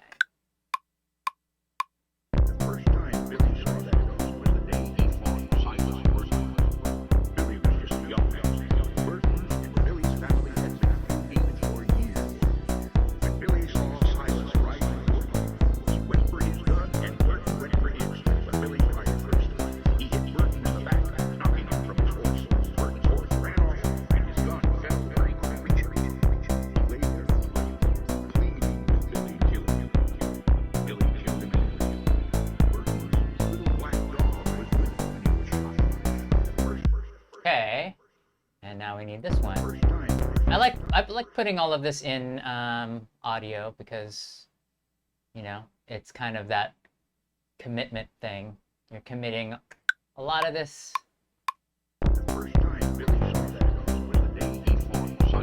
I guess this is commitment for music producers.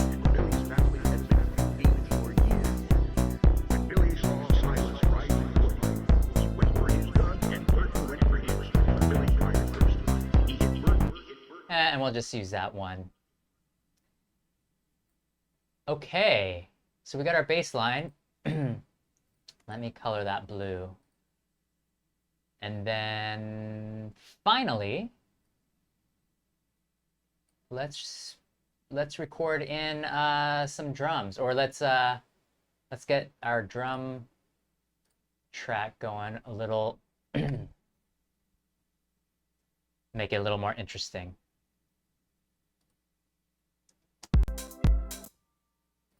Let's see what we have.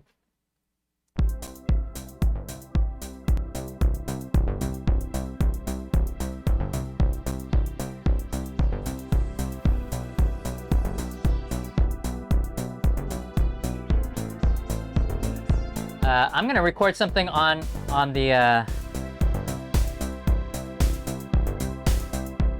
Oh, I know. This is what we're gonna do.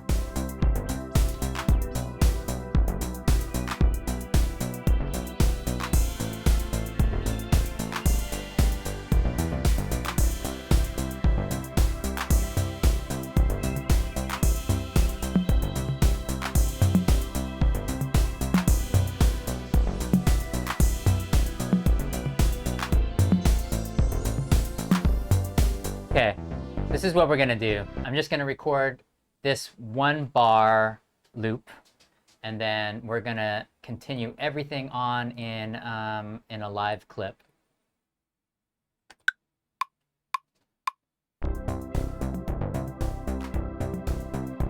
And I need to make sure I get it from the right input. The TR-8S.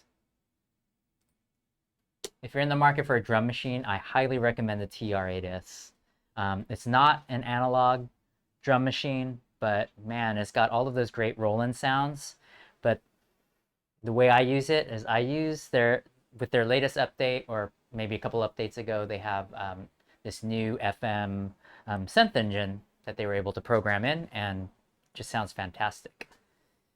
Okay, here we go. Let's record in that 1 bar, but we'll let it run for maybe 4.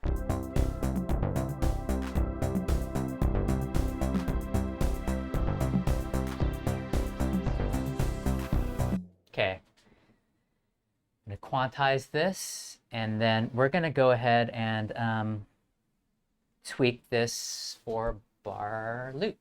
Actually, I should have let it go 8 because I've got some polyrhythms in there by using the last step, but that's okay. Let's go ahead and duplicate that, and we've got an 8-bar loop. And what I'll do is I'm going to clear that so that we don't get a doubling up.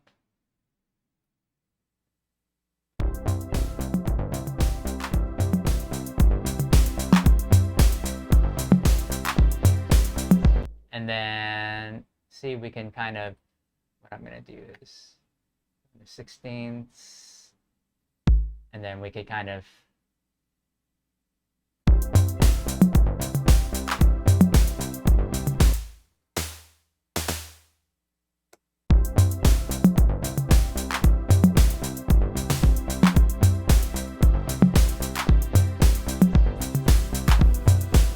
this is what I'm going to do. I'm going to duplicate this one.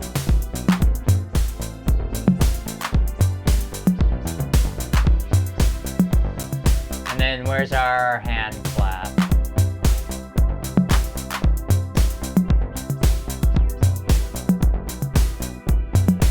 We're going to change this clap to a 909 clap.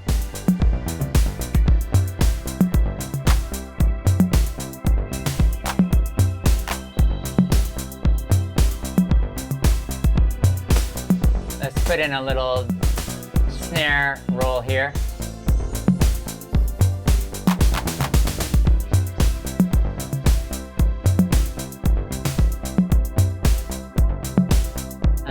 And then we're going to do our little 16th note trick on our hi-hats. So we'll get different variations every time we go through.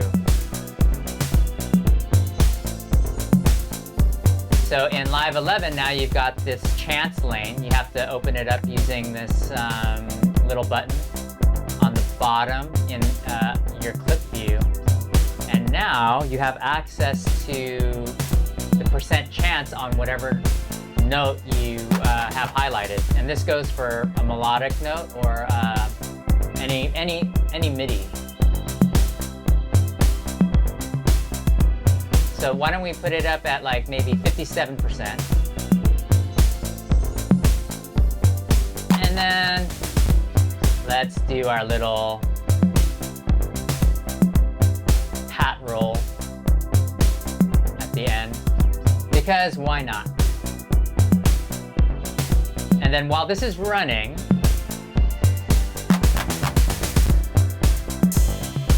I'm gonna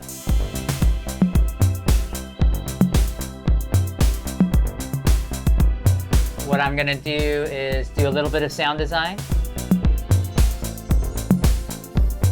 especially on those perks.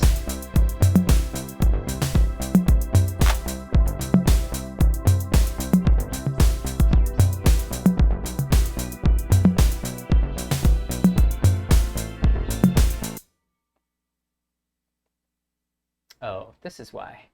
So I'm gonna Go back in and arm exclusive again. And now the MIDI is going to come from the push 2, so I can manually put in some hits.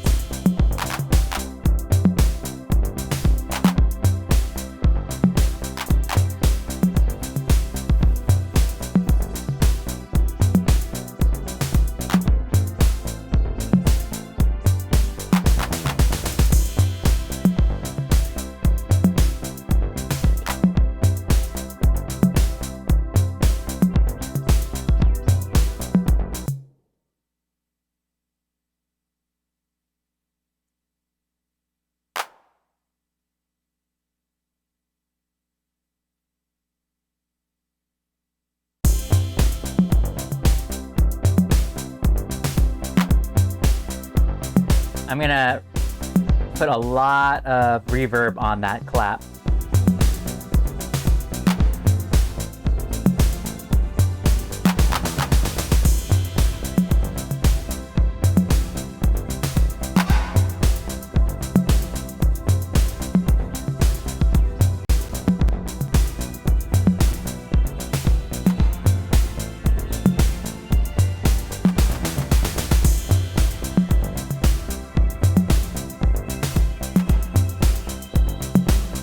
I'm going to take the reverb off of my kick and my snare.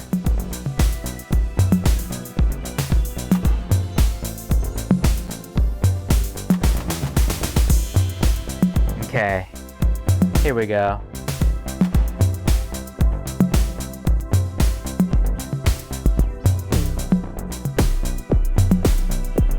So this is an example of that, of an FM kick drum.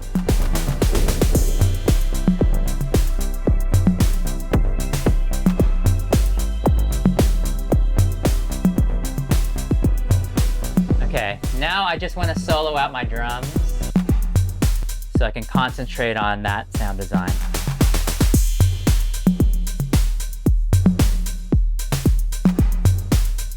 I think we're good with the open hats. I don't mind that the extra reverb on there. Maybe a little lower.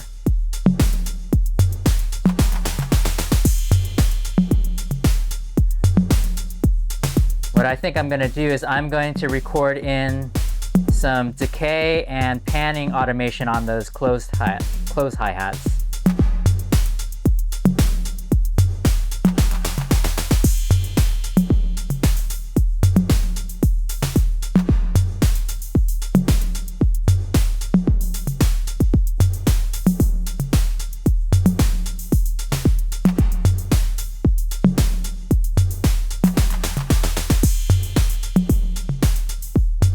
Okay, let's do some panning now.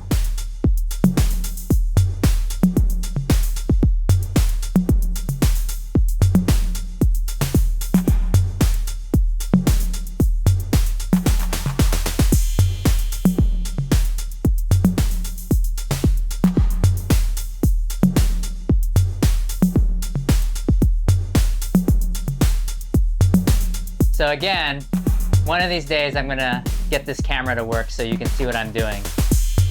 It's a lot more interesting than just seeing my back.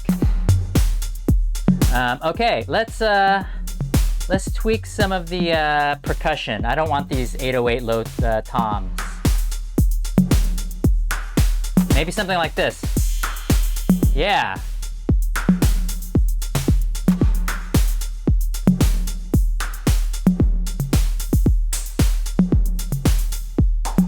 Oh yeah, something lower.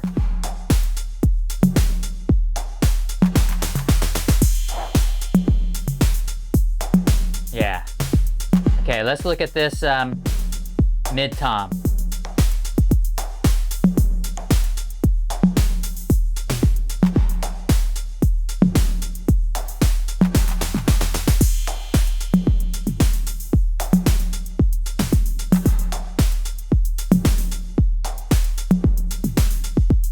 Yeah, it's a little thump. You hear that?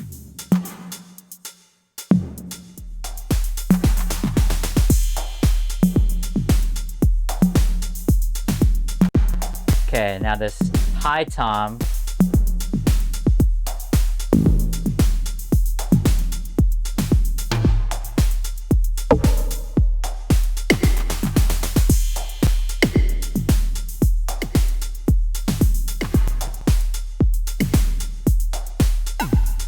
Yeah.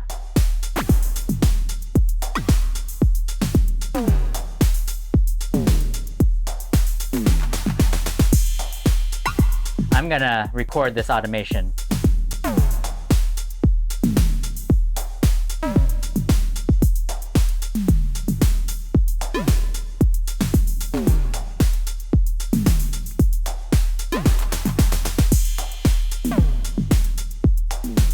And then lower that. There we go. Yeah, it gives it a little bit of variation, very subtle.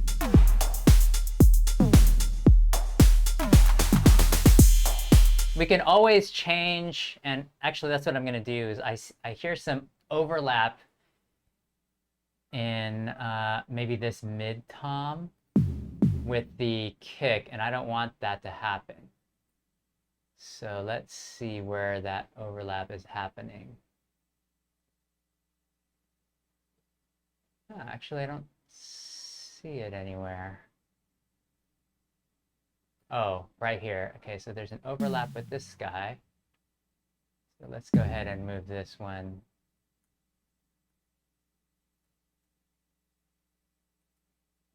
Right here.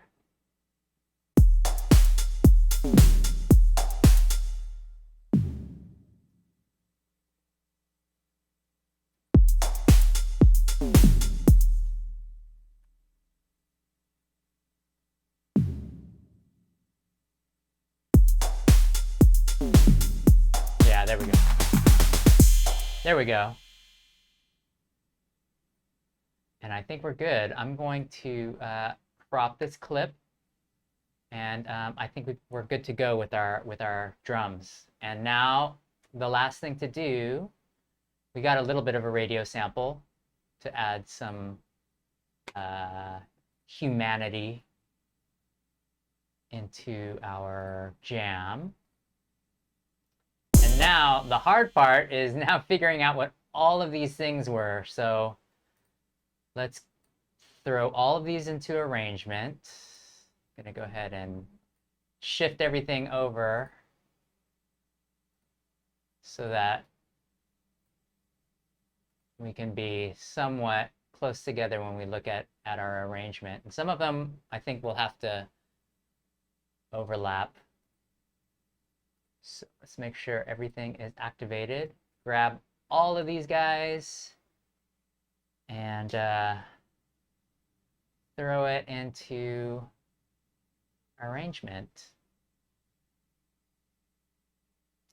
This is one part that I struggled with before live streaming, or well, even while I was live streaming, but because before I would kind of make these little jams, and of course, you know, you get into the little loop mode, and then you never put it into any sort of context.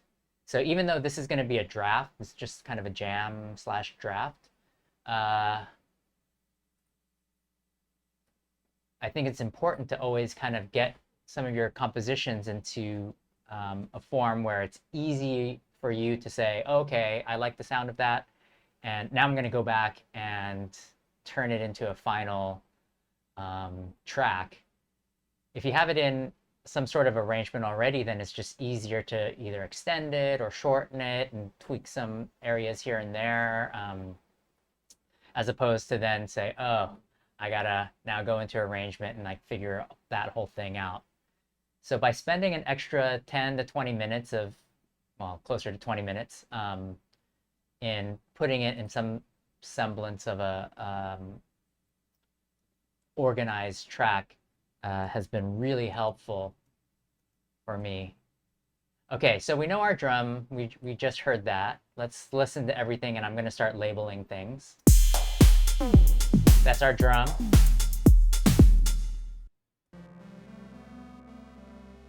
This was my Moog solo. I don't know if I'll use it, but let's see. Moogs, oops. Now's when you're labeling Moog solo. So that was really like, it wasn't on the grid, it was just freestyling. This is Moog ARP 1. I like that. This is kind of mellow. And then this one's a little dirtier. Moog ARP 2. So what I'm gonna do is I'm gonna recolor these. Yellow and green. And then maybe this solo part just kind of comes in at some point, like as a solo. Okay. Let's see what this one is. Oh, okay. This one was our Prophet 6 ARP, and then I think this was patch 317 that we tweaked. Jeez, it seems like a long time ago. How long have I been broadcasting for? 203. Okay, now let's listen to this one. This one's our string. This is our pad.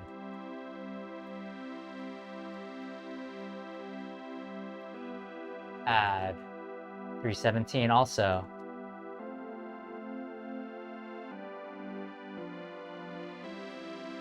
Okay. What's this one? I think this one's our Pro 1. Oh yeah, this is our Pro 1 ARP. Pro 1 ARP. Not sure if we'll use it. This one must have been a modular. Yeah, this is our Lifeforms Modular FM. This one was straight up. Oh wait, yeah. Modular FM, and then we're just gonna call this perks because it's a little percussion-y. This one was our little solo that we did.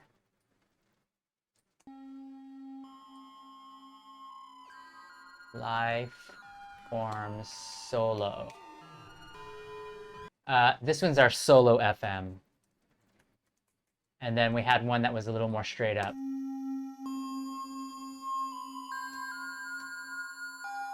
Forms dreamy solo. I like that one better. And then this is just our drone. This is our beads drone, and then this one's just going to be colored differently because we can have that running through at least a good portion of the track.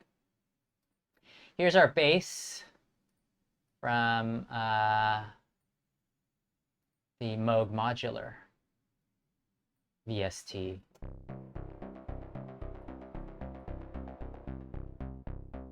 Oh yeah, adding a little delay would be good. Do we use everything? Spectral blur, CV tools? Yeah, we did. Okay, so then this one is our bass 1, and then this one I'll color darker because this will be like our crazier bass 2. And then this is our George Irving Little Black Dog vocals. Okay, so let's go ahead and start putting this into an arrangement. I'm gonna start off by maybe cutting this up a little bit, and we're gonna start, let's just start aggressively with the kick drum and nothing else. And it'd help if I wasn't soloed out. The first time Billy saw it. And maybe here we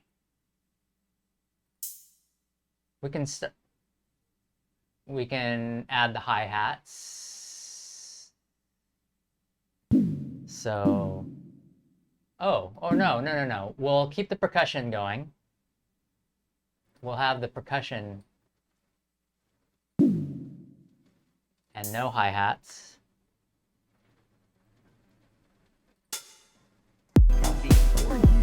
Maybe we can have the open hat going, and then we won't have the snare.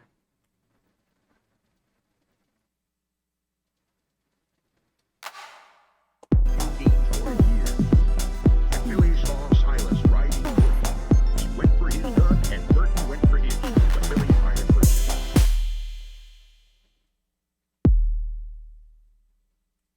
Thinking.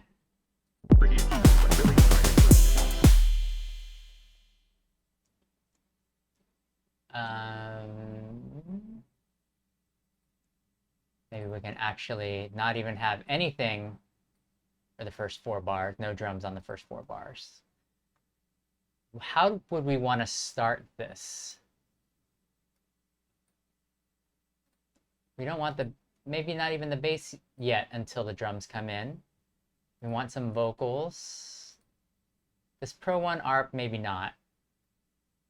In fact, I'm gonna move this to another track.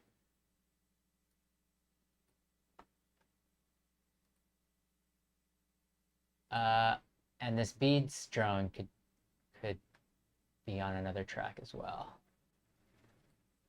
The first time. And let's let it stretch out a couple minutes. I didn't even realize my scale was at like 6 minutes. We're not going to make a 6-minute track today.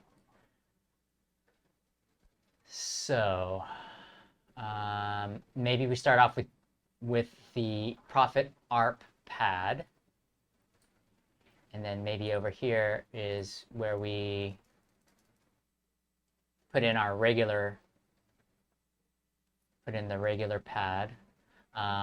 Let's make this a big break. And here are the solos. What does this ARP sound like?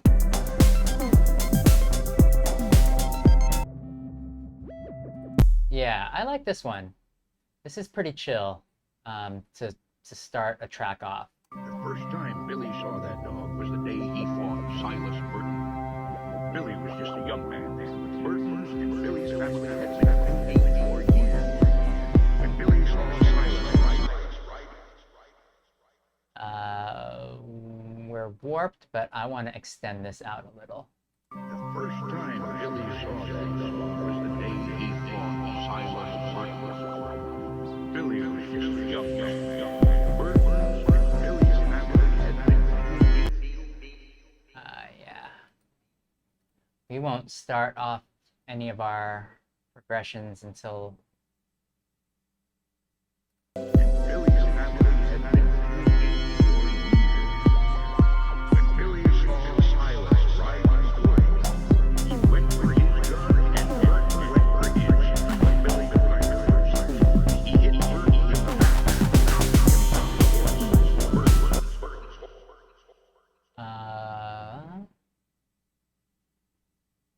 Maybe we can do a little mini break. No, it's probably too soon to do that. Although if our break is coming in at the 24th bar, maybe we can do like a little quick one.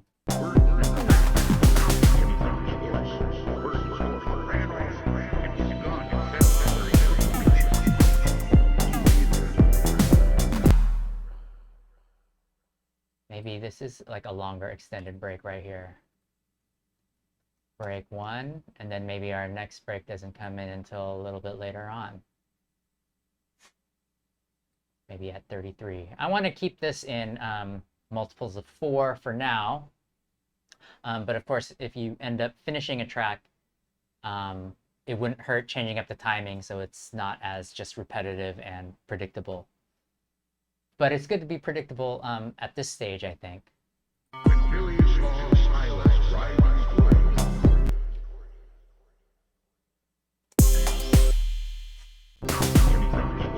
Burton's horse ran off and his gun fell where he couldn't reach it. He lay there on the ground.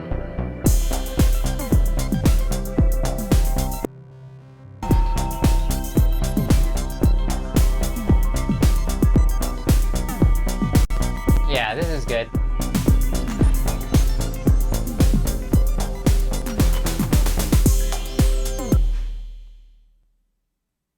Dun, dun, dun, dun, dun, dun. I think it's okay to keep this running maybe up to here. The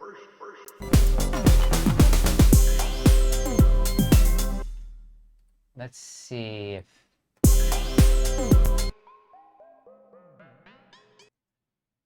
These guys are pretty subtle. We can kind of maybe start it at the over here. The first time Billy saw that was the day he fought Silas Martin. Billy was just a young man. Burton's and Billy's habit had been moving for years. When Billy saw Silas riding through, he went for his gun and Burton went for his. Billy fired first.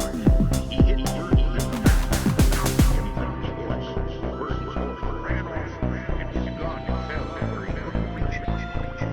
He lay there on the ground. This is what we're gonna do. We'll take this little roll over here, and then this one.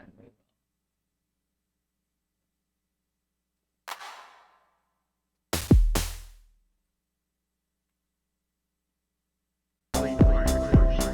He hit Burton in the back, knocking him from his horse.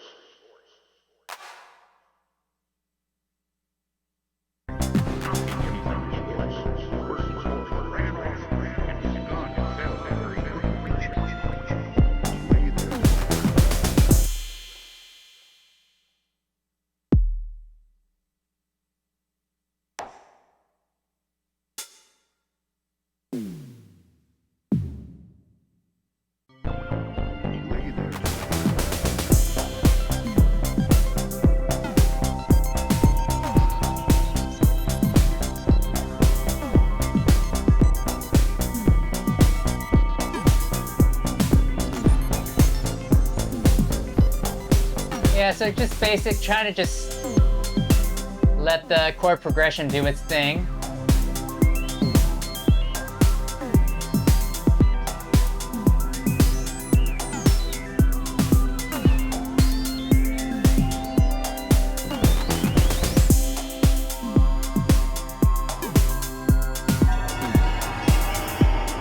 Oh, okay, so that's when, this is when we went nuts on the, on that drone. So what I'm gonna do here is maybe I will crop this clip, we'll loop it, and we'll let it kind of go on until maybe we can put the crash in as soon as our break is over.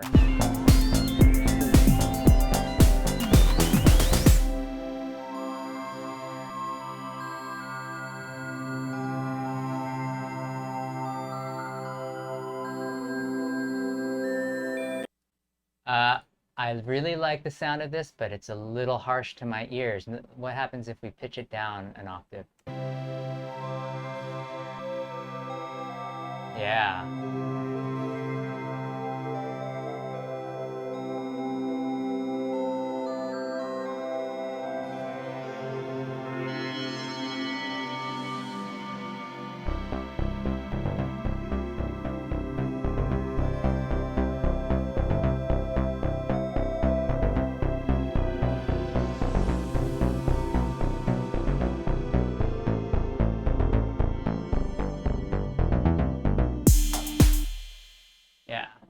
We can get back into it. That's a nice long break to let that solo breathe a bit.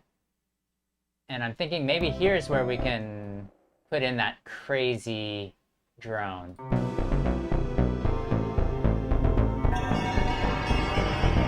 It's a little loud.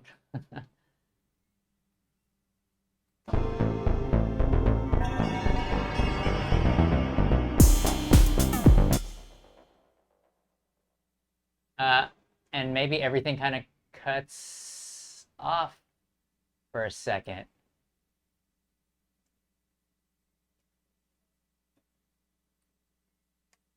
Let's see.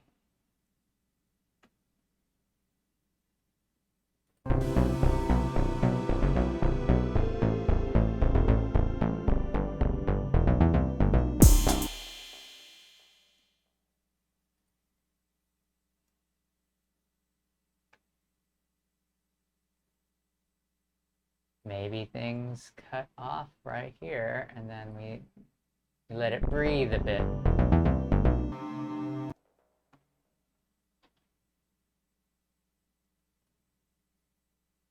And then bring the full pad back in, bring the full arp back in.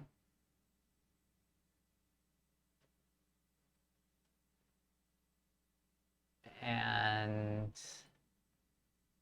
actually, we probably don't even need this one anymore.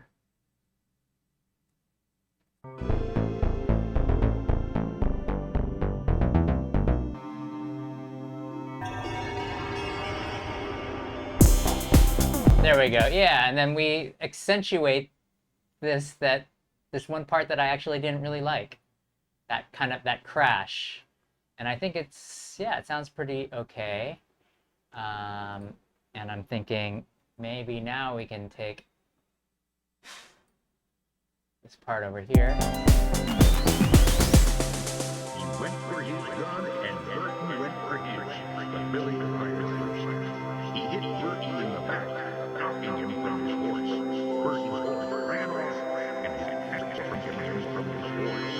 Burton's horse ran off, and for the first time Billy saw the day he saw Silas Burton. Billy was young. Burton and Billy's families had been 84 years. When Billy saw Silas riding,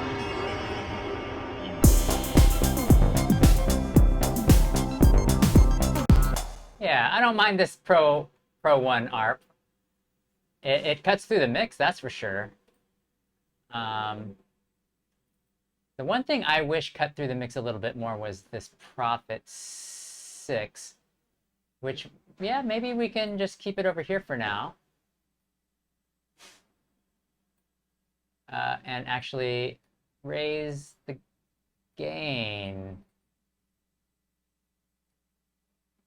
Billy saw Silas riding. He went for his gun and Burton. Although it takes away from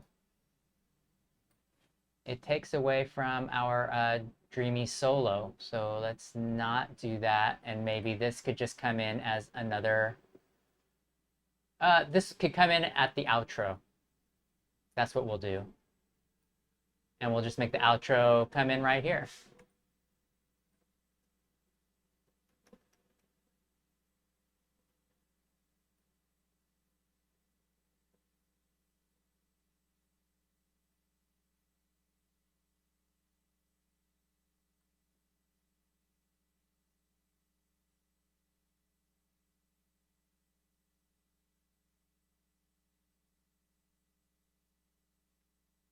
And the Moog Solo 2. What was this one again?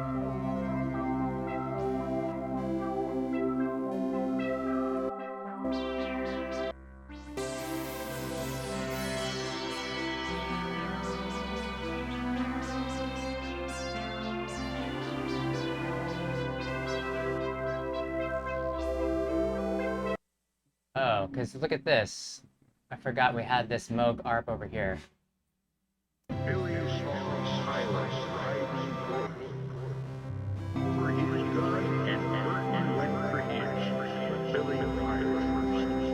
He hit Burton in the back, knocking him from his horse. I don't mind that, yeah. Ran off, and for the first time Billy saw the day he saw Silas Burton. Billy was young. Burton and Billy's families had been 84 years. When Billy saw Silas riding.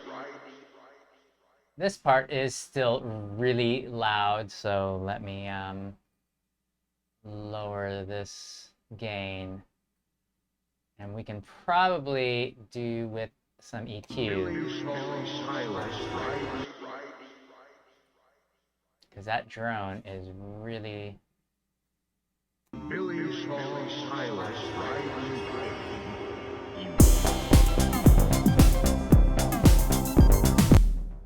I know.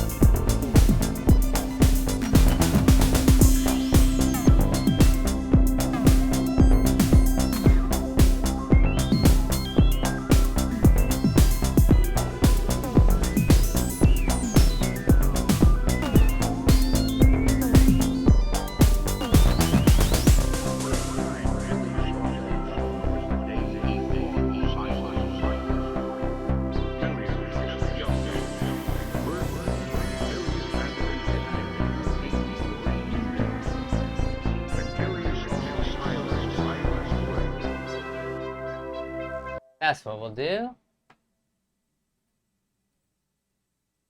Then I just want to be sure to add a little bit of transition effects on most parts. Oops.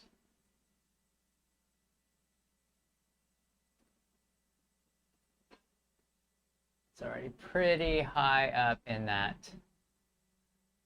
digital edge.